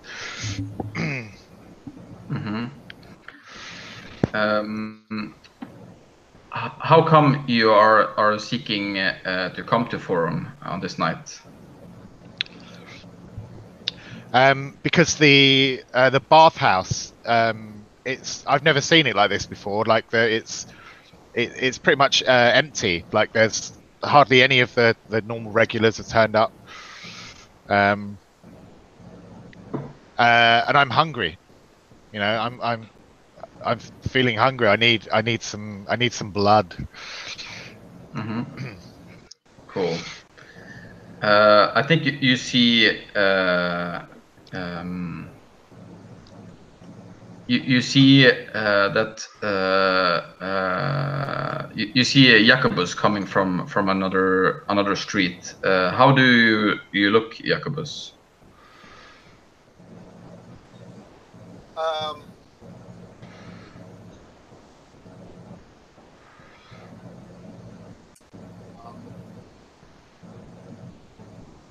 So one of my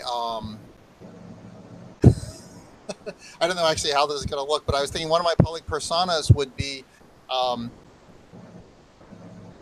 since I was an older soldier.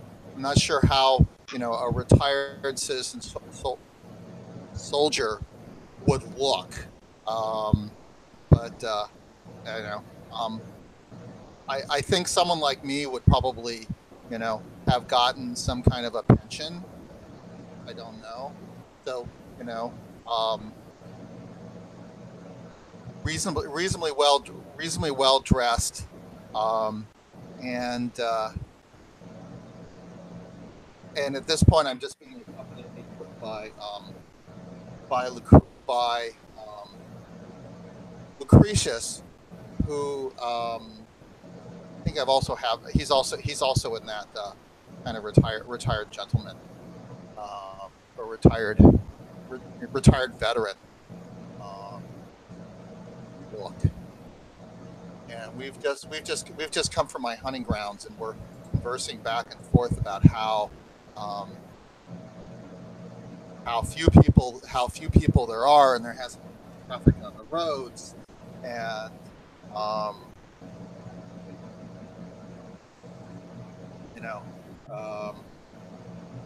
I'm thinking he currently has. I'd like to take a quick drink from him, but he only has one blood, so I can't. So I'm also kind of scheming, and we've actually just come through. The Palatinium, which looks like that's Augustus's hangout from the map. So I've been. I looked to get an audience with him. He's the about what he thinks we should do, but I'm actually not high enough. I'm like, he's like my grandfather or something like this, and he's not that interested in talking to me.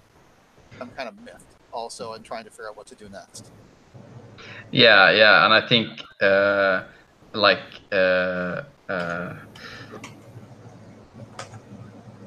Lucretius is also a little bit like I think even I mean he's a soldier, so he's not like showing he's afraid, but he definitely looks a little worried, which is unusual.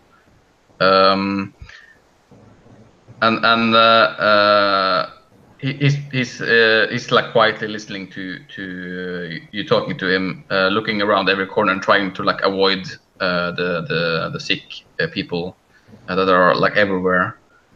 and at least especially like the dead. And I think like okay, so and why meanwhile why is Heliodorus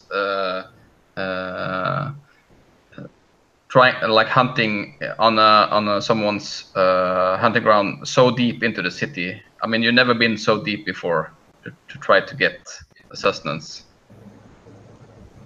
Yeah, like I think that like one of the things that happens when when there's an outbreak like this is like suddenly like everyone has lost the illusion that they're safe. So normally we sort of prey in the slums and people understand that there's danger there and stuff like that, but like um I think probably the first of all the plague probably spread fastest in the slums where we would normally be, I mean like we kind of roam around the city, but like we rely on, I mean, more like a pack of hyenas than a pack of, I mean, and even wolves do this. Like, we pick off the stragglers. You know what I mean? People that are like weak or old or like get separated from their families, like drunks that wander down the wrong street or something like that. We're not like going into people's houses and abducting them or anything like that. And with this circumstance, like now, like there are enough desperate mortals out there. There are desperate prey that are like that have become predators of a sort because they're so desperate to figure out what's going on that the kind of the easy pickings that we rely on to get by, that's all dried up. And so like what I need now is a job. To, like I need to like kind of throw myself on the mercy of the court and say, hey, I like, I've got nothing here. Who's got work for me and can get me fed? Mm-hmm. Yeah, and I think you're probably the latest one arriving. I mean, you usually been stalked like the fringes of the city. Oh yeah, and I mean, and I think even when I arrive, I kind of like lurk around the edges and stuff like this. Like I don't just like, walk right in and start glad handing and slapping people on the back or anything like that. Kind of I sort of kind of linger back in the shadows, catch people's eye, just kind of nod at them to let them know I'm there. But I don't think I'm like, brazening my way in and, glad handing everybody. Yeah. Yeah, and I think as you arrive into like it's I think actually it's in like one of these temples in Forum. I mean it's a place that sometimes Augustus holds court. Like and I think you see a lot of like all the ones that are something in this place is there. And even like not at first, but Augustus also arrives as you come you nod at someone and you see like Augustus coming through the crowd. Who are you standing with Sergius? Who are you approaching as like who's your like friendly face in the crowd, or even familiar face, I guess?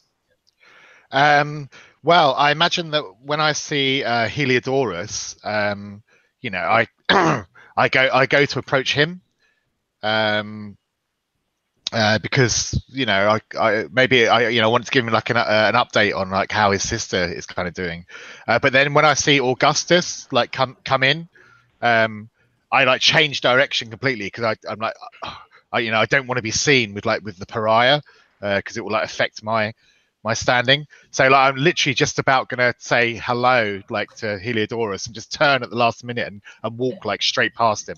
Which is awesome because like the words that were going to come out of my mouth were like, careful, we're in public. You sure you want to be seen talking to me? And then like that's on the tip of my tongue, and then you peel off as soon as and like I just nod and just kind of cross my arms and like smirk.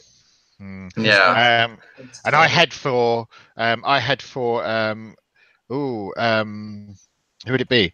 It'd be Tullius, my maker, and I imagine he's with who are they? My rival. Who's that? Lucius. I imagine he's with Lucius and Larsha. So that's awkward. That's awkward straight away. Yeah, and I think like I mean, I don't think you see Lucius at first. Okay. Like he's not. You can't see him, but I mean he's always around. And but like Tullius like greets you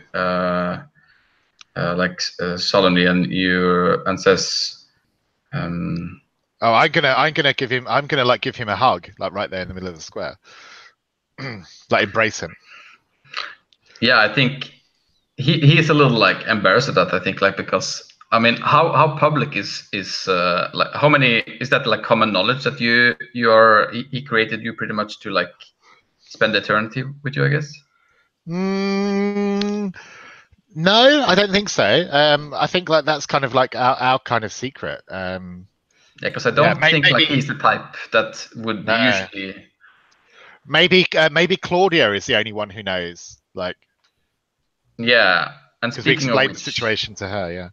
Yeah, and I think like you probably like look for Claudia's. Well, he probably like looks for someone's eyes in the crowd, but can't find them. And he says, "Are you like whispers in your ear? Are you okay?" I'm hungry. I'm hungrier than I've ever been before. The bathhouse is it's like a wasteland. There's nobody there. I can't survive. I can't survive there. I'm feeling so hungry. Please, I need your help. He sighs and says, "Yeah, there's sparse blood back around. Not much blood to go around. But Claudia has been whispering things in my ear about, let's say, a supply. But I can't see to find her anywhere. I don't think she's here."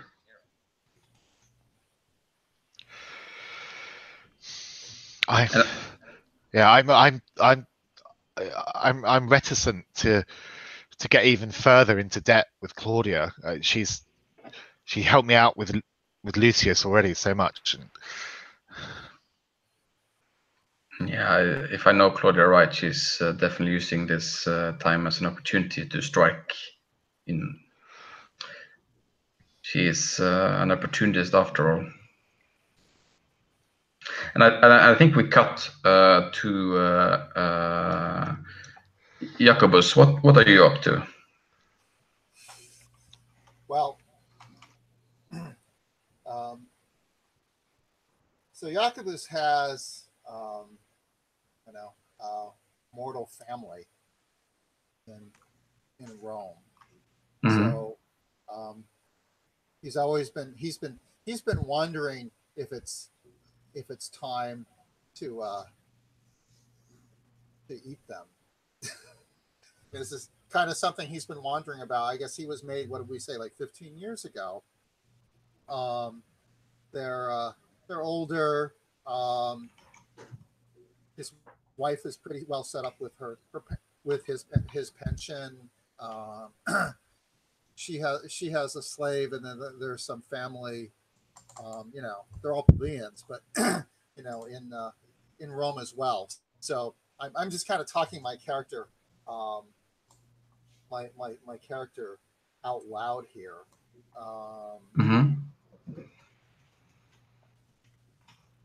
So who do you approach in this crowd? I mean, pretty much everyone is here. Who would Jacobus go to?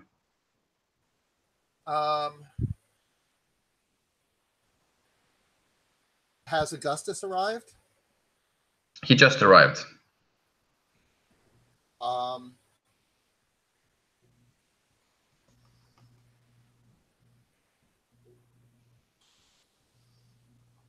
Would you openly approach him?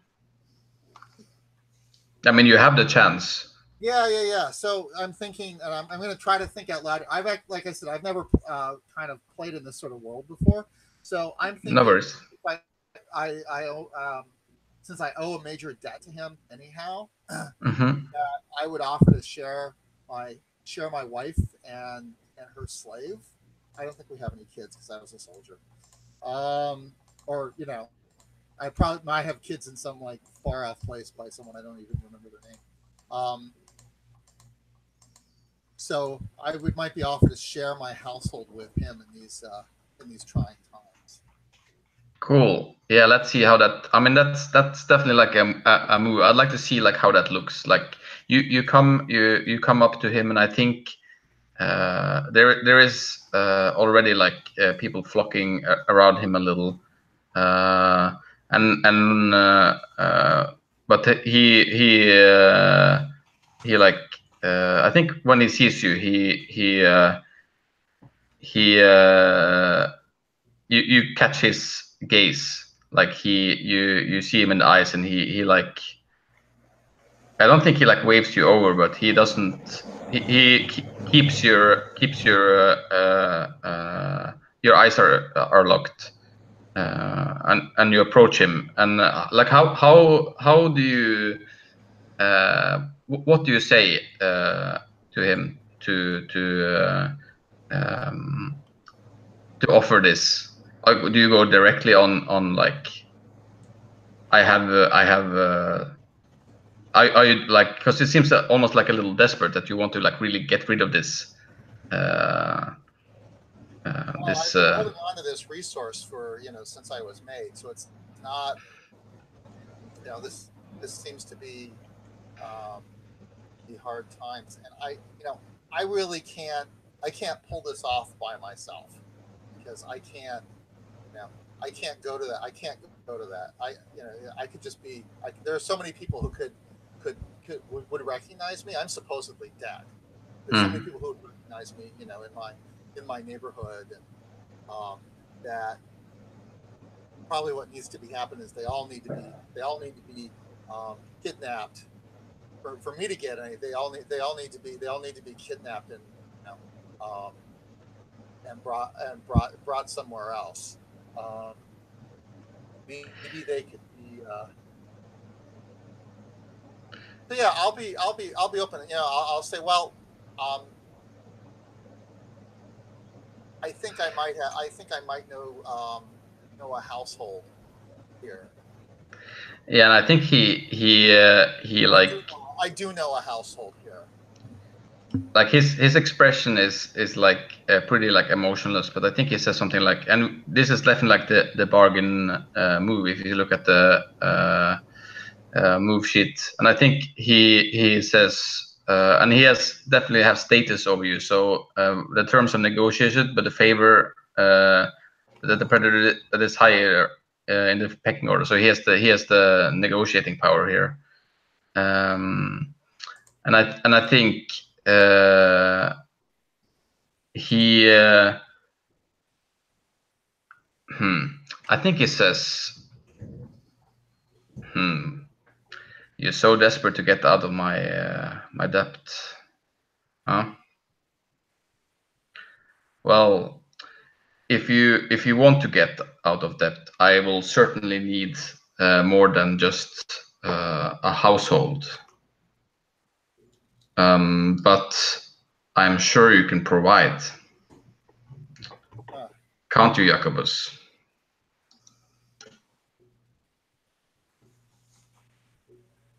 I need some something to feed for my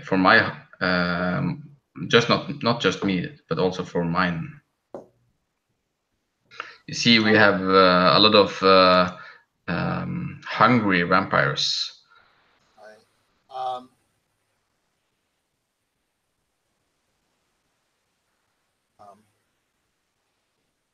So I say, stone-facedly,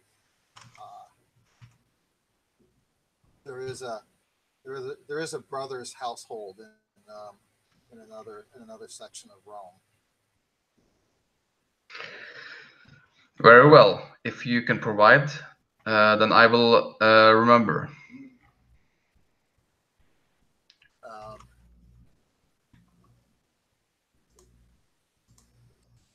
So do we have a place where we bring victims, or do we just usually eat them in situ, drain them in situ, or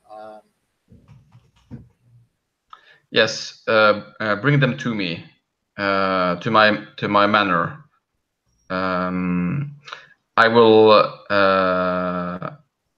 I will, after being here, I will be there.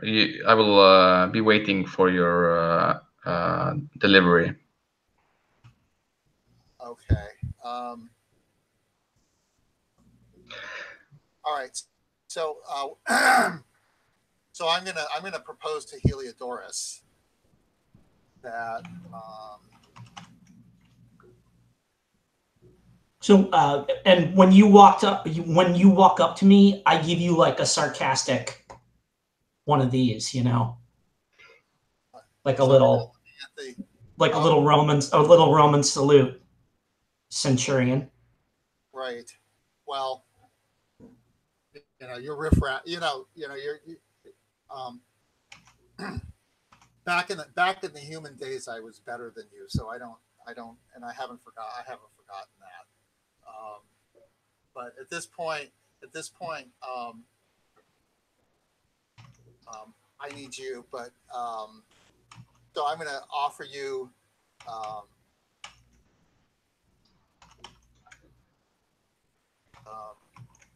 don't know. Some better swords, presuming that you don't already have the desperate times, Jacobus. The best swords available.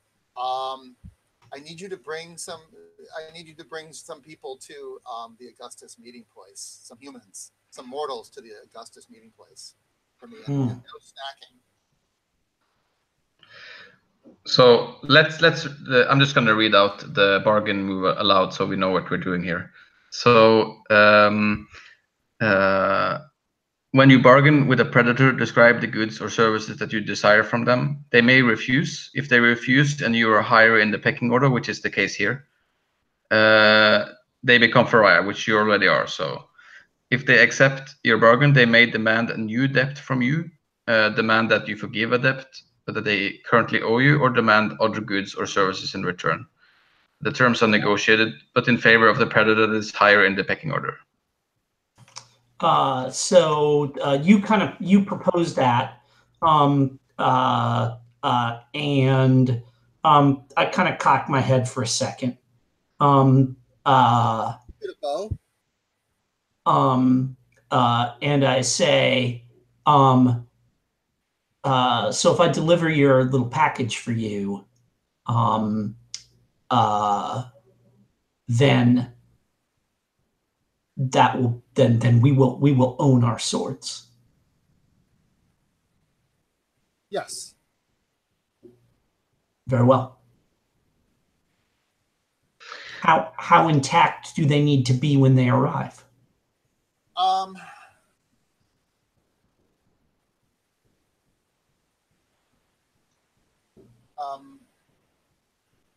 I'd like them all unconscious. Sure. All right.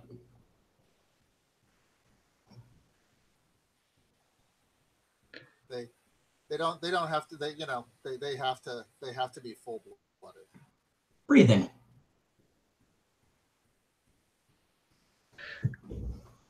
Cool. So I think as you say that, I think you hear like a scream, and it's definitely like, I think definitely. Let's see who recognized the voice here. I think it is Sergius. You definitely recognize the voice as being the voice of Claudia, and you see like people or undead like look into the night. You all hear this. What do you do?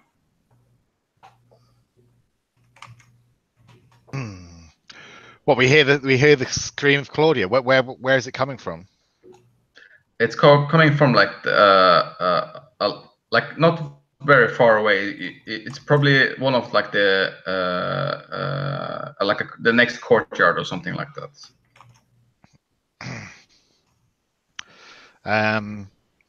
Well, I'm gonna grab like Tullius's arm and run like towards the screams, and like us telling that was Claudia's voice. She's what is she's in trouble. What do the other two of you do? It's also like it's a little bit of a more chaotic here now, so it's also opportunities for doing other things if you want. But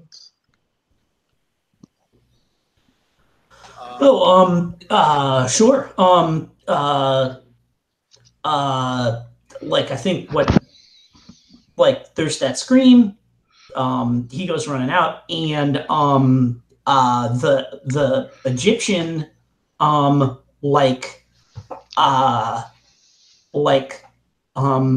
takes a couple of steps and is kind of leaning forward as he does, and there's like that kind of like popping, cracking, like and like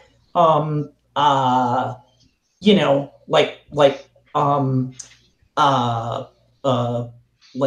gray fur, you know, like these thick gray hairs start kind of like bursting out of my arms and out of my face and stuff like this. And like by the time I've taken 3 steps, I'm like a wolf the size of a pony. mm-hmm. And like take 3-4 steps and then like jump up onto the top of a wall, you know, like a kind of a wall that runs along the alley or something like that, and then kind of lope along the top of the wall towards the sound in my wolf form. Awesome. This sounds a little bit like you shapeshifts, right? And you don't use blood, yeah. That's correct. You wear your skin as though your own. You transform at will with no blood cost. Awesome, cool. So, what does Jacobus do? Well, Jacobus is kind of put off because he's just made a promise to Augustus, and Heliodorus got distracted. Mm-hmm. So if there's not too many people, too many mortals around, I say to Heliodorus as I see him transforming, since I've seen this before, I say, remember our bargain before dawn. Yeah, I think you just hear this as you like rush out. And I think like we cut. I mean, definitely Heliodorus is the one that comes to the scene first. Yeah, and kind of like I said, I sort of lope along the top of the wall, you know, and like from a rooftop across the way, there's Mhm. like we can see 2 figures that are kind of like hunched down there, like they were like kind of sitting on the rooftop watching, and they like jump out and kind of spread their arms, and their bodies kind of distend, and their arms like kind of like skin bursts out from under their their robes. And so as I come around the corner on her, I have these 2 like gigantic gray bats that are kind of flitting around over my head, that are my 2 gang members there with me, my pack people. Cool. And I know they have agency of their own, but I just like want to have them there with me, if you're cool with that. Oh, I'm totally giving you this Okay, moment. good. Yeah. So cool. And yeah, the scene that meets you is like in this courtyard, and you see Claudia, and you see someone that is at her throat. And I mean, as you, I think it only takes you a split second to see that it's Precious, and he's about. It looks like he has like something in his hand,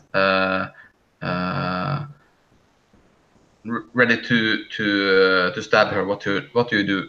Oh, I just hit him like a ton of bricks, like right off the top of the wall,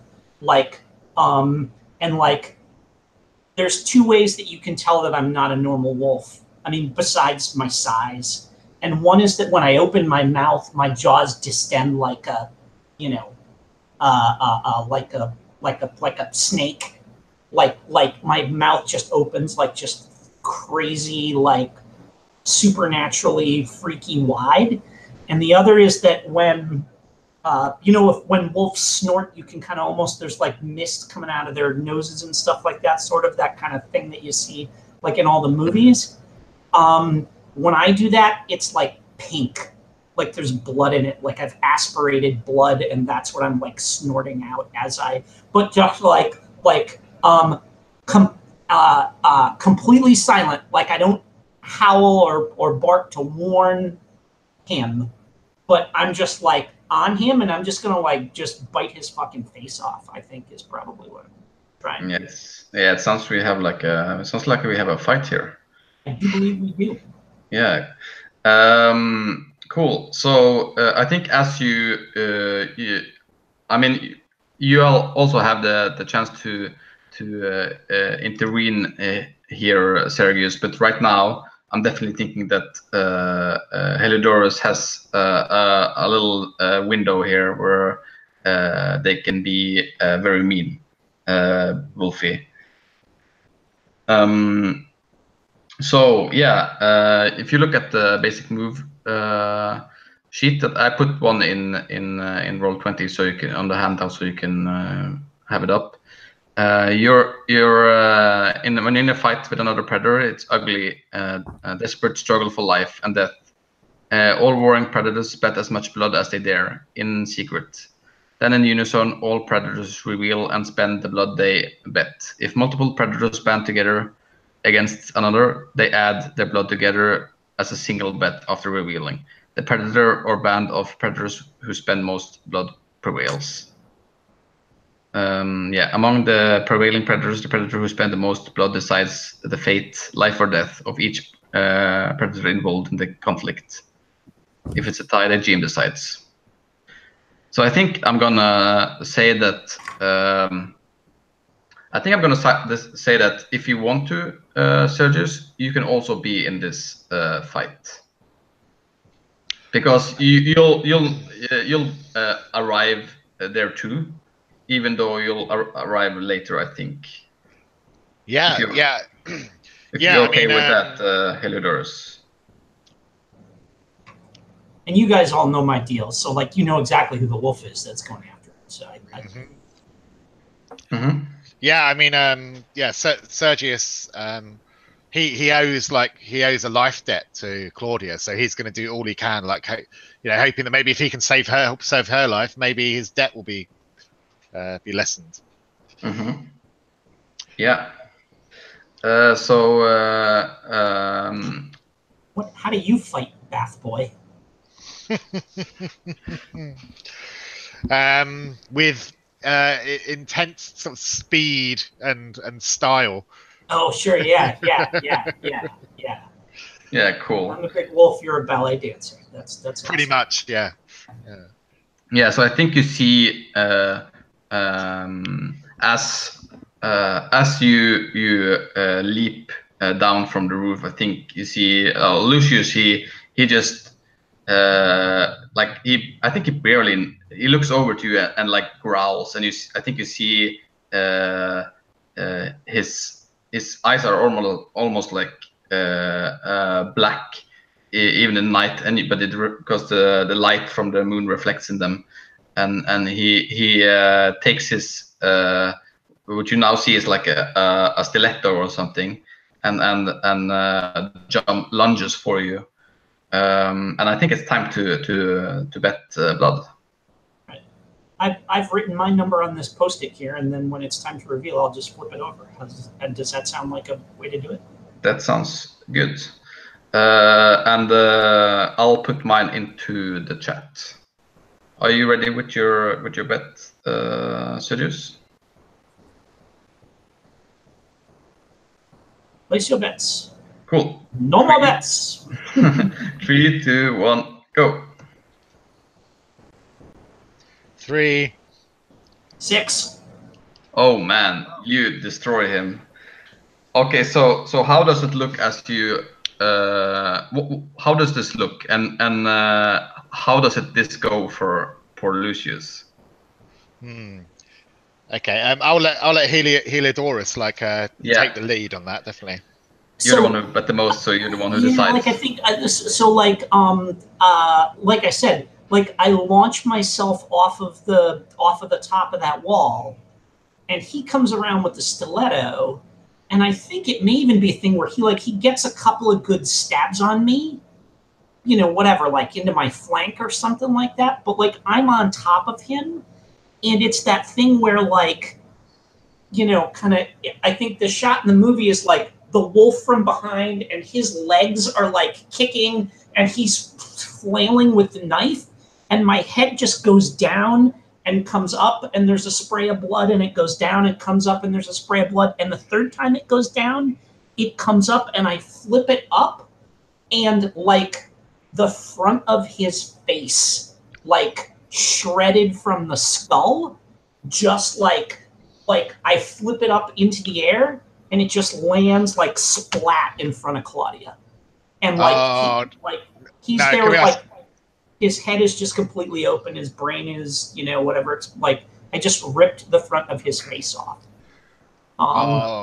Can I add something there, Jim? Yeah, sure. Cool. Like, yeah, when you like rip that face off and you flip it up in the air, it's kind of like silhouetted against the moon for a second, and then as it falls, like I kind of just reach out and like pluck it out of the air and like stamp it under my kind of foot. That's fantastic. Totally. Yeah, for sure. And now that I'm on him, like I'm gonna eat him. I think the kind of frenzy that I'm in to get me to stop will require someone pulling me off of him. Cool. I'm gonna ask. I think I'm gonna say like, so what? Is this something that is frowned upon in what happens when you feed on another vampire? Oh, I think it's probably. I think there's a trial. Mm-hmm. I think there's got to be some kind of there's like a tribunal where you got to justify it, and if you can't justify it, then no. Like I don't think it's like automatic death sentence or anything like that because of circumstances just like this. But I'm totally gonna have to, I'm gonna go on trial for this. Yeah, cool. So I think you can. I mean, I don't even think you can. You don't really need to do any feed move here because you just drink up the rest of his blood. I think, pretty much, which is 4 blood. Cool. And I think as you look up, you see Claudia. So can I do a thing? Mm-hmm. Sorry, I'm gonna only drink 2 because the bats come down and they each get 1 themselves. Can I do that? Yeah. Okay, cool. Are the bats your hench people? Your henchmen? Yeah. They're my pack. They're the other two members of my pack. So yeah, I'll give up one blood each to them, so that I'm not like hogging the whole kill to myself.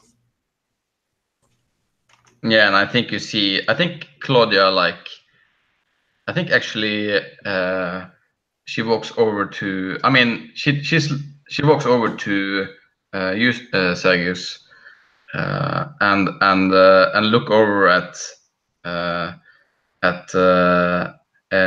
Heliodorus and say, these beasts.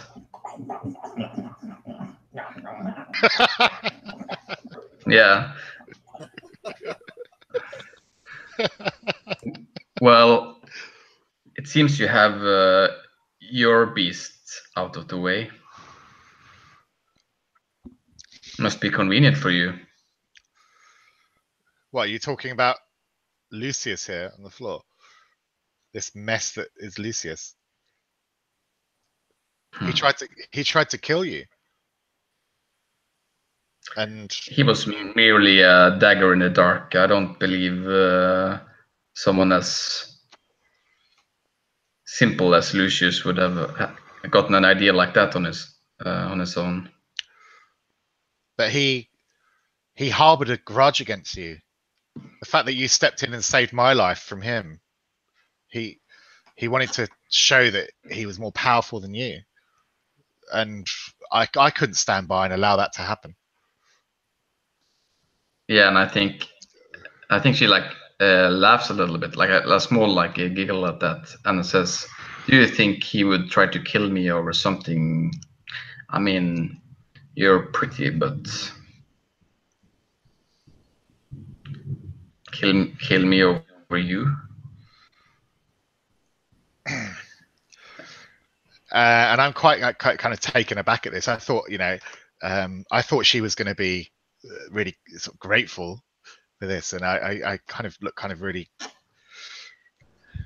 kind of sort of shy and kind of step back, and I sort of stammer, and I'm like, I thought I thought I was helping you. And I think she looks over at. I think she actually looks over at Heliodorus, and says, "No, I think the wolf there is the champion of the day, don't you think?" And like at this point, when she says that, that's when I kind of like, like there's that again, like the cracking and popping of bones and stuff like that. And I'm like, kneeling on the ground, and I stand up, and like, I'm just covered in blood and gore and stuff, and I just kind of hold my hands out and say, times are strange. It's a new Rome. Everyone gets to be a hero. Yeah, and I think we do like a smash cut there to back to the forum where Jacobus is. I mean, I think it's almost empty now. It's just you and I think it's you and it's Augustus, and I think it's actually it's Rufus who is there. You see, like as people go out, I think you see like they realizing that they're. I mean, they are looking out at the people going out, and then they look at each other and they realize that we are in this place and there is nobody else here, and then they look over at you, and then what do you do? Well, I actually strolled along in the direction of this call when I saw Heliodorus, who just made an agreement with me, run off, because I just want to. I'm being that he's a pariah. I'm a little concerned that he might not deliver on this if he gets distracted. Mm-hmm. So I come on this after it's all done. I come on this after it's all a done deal, and I'm pretty sure that he's not going to be reliable to get himself out of this whole thing before I need to deliver to Augustus. So I realized that I'm gonna have. I think I'm gonna have to do this with on my own resources, which is fine because I didn't really want to give those swords to Heliodorus. I liked having that leverage. Yeah, and I think if you walk out, I think like Rufus like approaches you, and I mean I think he like catches up to you pretty like quickly. He's a pretty like big man. Could also have been a soldier at some point. He has like this his right eye is I mean it's not really there anymore, and he has like a big scar across his face, and he like I think you feel like his hand on your shoulder, and he like pretty much. I mean, you can of course wrestle out of it. It's not like he's gripping you or anything, but it's a firm hand. And he says, "So you're talking to Augustus? That's not a man you want to be in debt to."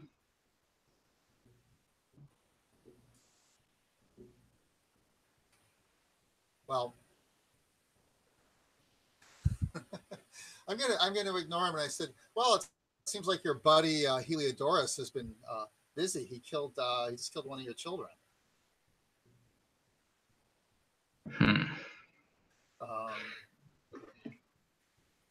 I don't see any reason to address his comment. I'm sure he's really interested in the Heliodorus Lucius scene.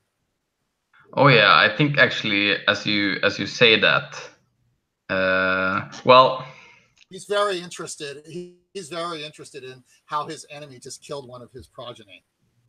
Yeah, for sure. I think he you say who killed, and then he like storms to the courtyard. I think.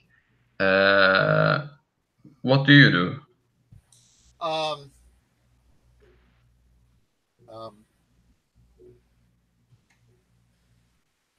I fade into the shadows to consider my consider my options. I think I'm gonna need to recruit my slaves to do some dirty work for me. Yeah, cool. So that's my longer plan for the evening. I don't know if you want me to play any of that out now. What is it you want your slaves to do? So they're going to go to my brother-in-law's house, and Lucretius, since he's a soldier, is going to be in charge, and I'm going to actually take over Cleo for an hour, and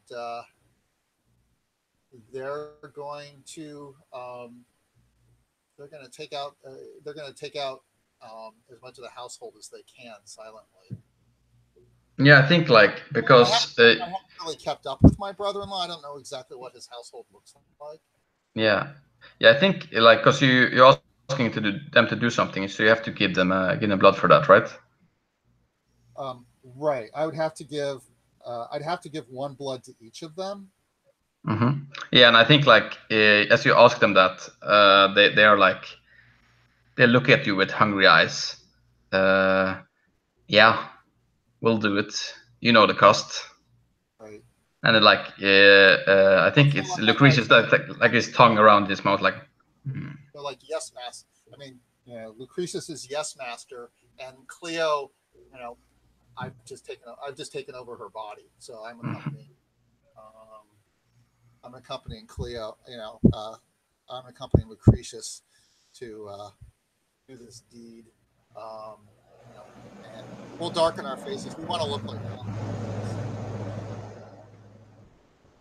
Yeah. Cool. I think I mean you do that. They do that for you. They will get back to you with the people. We are only playing for 5 more minutes, so we're gonna wrap this up. This is gonna be like a pilot for sure. But we'll get you a new status quo based on this. I think it's fair to say. So I think Augustus storms into the courtyard as and I think like how does it look? I think like Claudius, you're talking to well, Claudius, I'm always saying that wrong. Sergius, you're talking to Claudia while it's happening, and I think I would like to say that I actually, when kind of Claudia kind of almost like belittles me and praises Heliodorus, I slink off like into the shadows. I leave, like shame and jealousy like overwhelm me, and I slink off back home. Cool. So I think as you do that, like exactly as probably you're in the shadows, I think like Augustus comes into the courtyard, and I think you see how do you look, Heliodorus? Like I did that thing where I threw my arms up and I said, "It's crazy. Everybody can be a hero now," and like he comes around the corner, and like I immediately deflate. Like that was like total. Like I was like the adrenaline of that got me all hopped up. But as soon as I see him, it's like, okay, no, this is not an act I can pull off with him. Maybe I could try like to front on Claudia, but I can't on him. And like I immediately like drop to one knee, you know, and kind of do one of these, like one arm in front, one in back, like rest my head on my arm, you know, on my forearm, like still like covered, dripping in blood. And I say,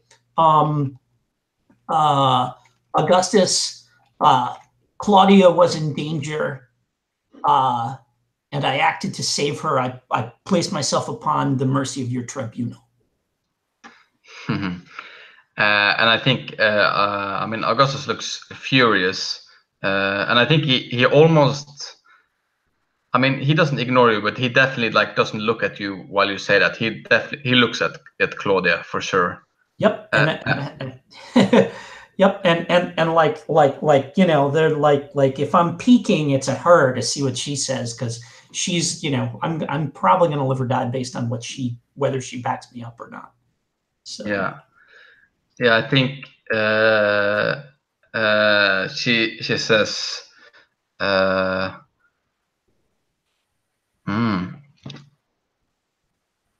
Look at him giving himself up to your great mercy, Rufus. I'm sure you'll grant him righteousness, as he saved the life of his elder. And I think Rufus, he Rufus or Augustus? No, Augustus isn't. I don't think Augustus is. Oh yeah, okay. You meant Augustus. Sorry, I thought you said Augustus came out. Whichever of them it was, that's fine. I do that. Yeah, no, it is. I'm not going to front on either of them. It is Rufus, whose child you murdered. Oh, okay. Oh, that's right. So Rufus is my enemy. Okay. Okay. I might have reacted a little differently, but let's play it that way. Like Rufus is the first one to show up. I know I'm at his mercy, but that's very much a Claudia will tell you why this happened. Yeah. She did, and I mean the tradition here is definitely that you're in the right here, and I think he looks at you, and you see this like burning hatred in his eyes, and says, and I think he like under his breath he like mumbles, working yourself up from being a pariah, huh? Just know that I will never forget. And never is a long time for a vampire. And like I can't help but just smirk at that. like just a big old shit-eating grin on my face.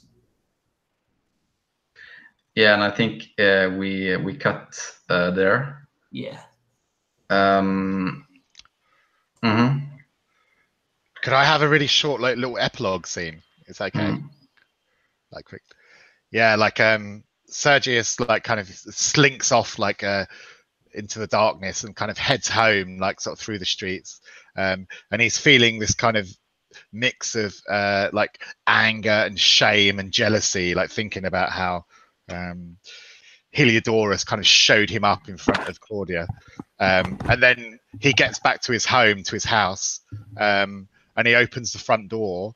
And when he sees Marcella standing there, like Heliodorus' sister, all those emotions like disappear and are replaced by red hot hunger. Can I offer an interruption to that, Paul? Yeah, sure. Did you see my chat to you? Oh yeah, okay. So I'd like to offer you to be in on my escapade, and this will also I can, if you want, I can mention to Augustus that you helped in this. Mm-hmm. Yeah, I'd be up for that. Yeah. Okay. So I think as we're ending, I think I'd like to, because I don't see that there's a hindrance in you doing this, Jacobus. Really, I mean, it's like a family of mortals, and there's supernatural power in play. They have no chance to resist that. I think what I would like to see is like, how are you there when you hand them over?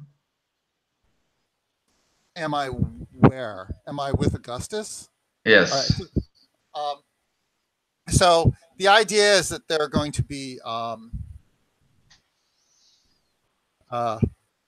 we're kidnapping them. We're knocking them out. Somewhere I've acquired some hoods to put over their heads. So they're not going to know. They're not going to know it's me. As much as I kind of don't like my brother-in-law, and this would be my last chance to really lord it over him. But yeah. So you have done that. Like, I think you have them. They have hoods over your head. So we can just finesse that. It's not okay. Yeah. They're not predators. See, this is my unfamiliarity about like how much more powerful I am than the mortals. I guess a lot. Yes, if they're not like a big crowd of mortals, you can. It's not even requires a spending of blood to. Okay. You're superior to them. So great. So without telling Augustus, I take one of the people from the household and just drain them. Maybe one of the children or one of the slaves, because I'm hungry. Cool. So you don't even try to not. I throw them on one of the pyres, one of the burning corpse pyres or something.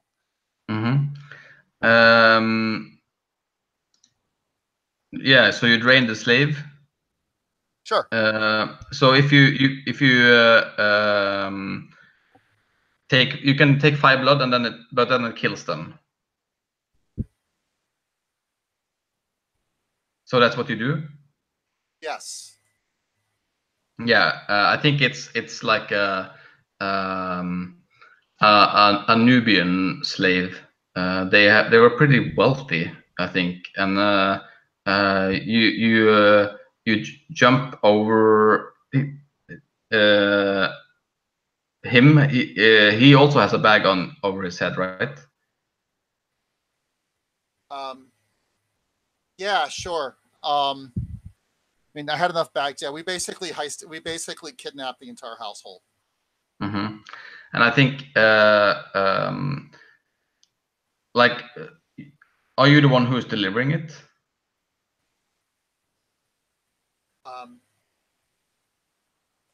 So I'm just gonna, so I am, but I'm doing it, and I'm doing it in the body of Cleo, my blood slave. Okay. Yeah. So you drain him, and then you deliver I guess I can't. I have to drain him in my own body, don't I? So actually, Cleo and Lucretia, when Cleo and Lucretius come to me with the blindfolded kidnappies. I release Clea from the mind body switch. Drain the slave, throw them on the funeral pyre, and then I go in, and I'm going to try just to be silent as I present to Augustus. Yeah, I think like as you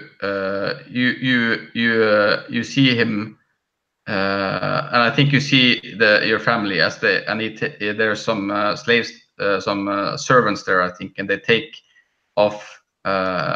He asked them to take off the hoods over their head. What do you do?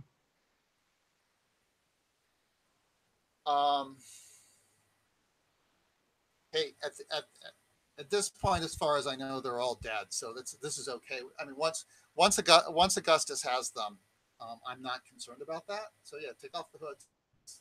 Yeah, and I think they turn around, and Augustus says, "Look at the one who betrayed you. You'll be my cattle now." And I think we cut there. So I'm sorry we had so little playing time, but I hope you still got some fun out of it. Yeah. I mean, I would have liked to have kept going for a bit longer because it's all setting up. It is. But that's the way it goes when you got. I mean, this kind of game, you really have to put that big like relationship thing going on, otherwise it kind of right. That was absolutely necessary, I think. Yeah, we definitely should have used an hour more, I guess. But yeah, it's too bad. I also have a mess of a schedule right now because of my new job and moving and stuff. So I'm sorry about that. But it was nice. Right. It was nice playing with you, Jim. And I'm sorry I pushed a little bit to get like a story out of it, because I saw you stumbling a little bit and I tried to help you, but I didn't feel like I necessarily got all the way there. But how do you feel about it? Was it okay? You liked it, or? No, that was fine. I mean, like, I tried to make this little sub quest for Augustus, and you you messed with it really well. I mean, it would be nice to play out kind of the tribunal or whatever of Heliodorus. I think that would have been entertaining. I waitlisted the next 3, so we'll see. Yeah. Well, I think I'm the only person who's like in all 4 of the games, aren't I? Yeah. You are at the moment, so. We'll I think though from next time, at least for now, Asher is in the rest of them. So yeah, I hope, but maybe I hope to see. If I don't see you in more of these games, Jim, I definitely like to see you in more of my games going forward. I hope to play with you again. Yeah, this was interesting, and it's funny. I've actually seen the other Jim at cons for the last when did I start? Probably 10 years. I don't think we've ever sat at a table together. But so yeah, that was interesting and fun. And and if you decide to open it up to just like a fourth PC, I guess you can. Well, I guess there's still a wait list, but yeah, I'll see. I'll think about that. That might be a possibility, especially since both of you are at least on the wait list. It would be good to have some continuity. It would be nice to continue doing that. I'll think about it, and definitely let you know if that's something I can do. Right, and I currently don't have a job, so everything could change for me. Yeah. Phone call. So. Cool. So, Mikhail, can I ask a quick? Are you okay? Just a quick question. You have to run, do. So I noticed this game has like a kind of like a sort of like a downtime kind of period, like almost a bit like that Skeletons game that we played. Yeah. It's kind of like oh, and suddenly 200 years go past. And pick up. Are we going to be doing that kind of stuff within these sessions? Like, do you think, or is it all going to be like scene to scene, like kind of thing? Yes, we will. My initial idea was to do like that each session. I think I maybe want to do at least part of the next session also with this. Yeah, I maybe. think so too. Yeah. And then but we will. My idea was to end up with the Crusades. In like 1000 and I think it's, I don't remember, but something like that. I want to see that also in play for sure. Yeah. So we'll do at least one big time skip. Okay, but yeah, I think especially if there's some new characters coming in next session, yeah, I think it would work quite nicely to sort of have them coming in to this kind of world that we've already kind of built, and then sort of skip on from there. Yeah, I think so too. So yeah, and we didn't really delve into the main like hook at all. So there's plenty of more things to do here.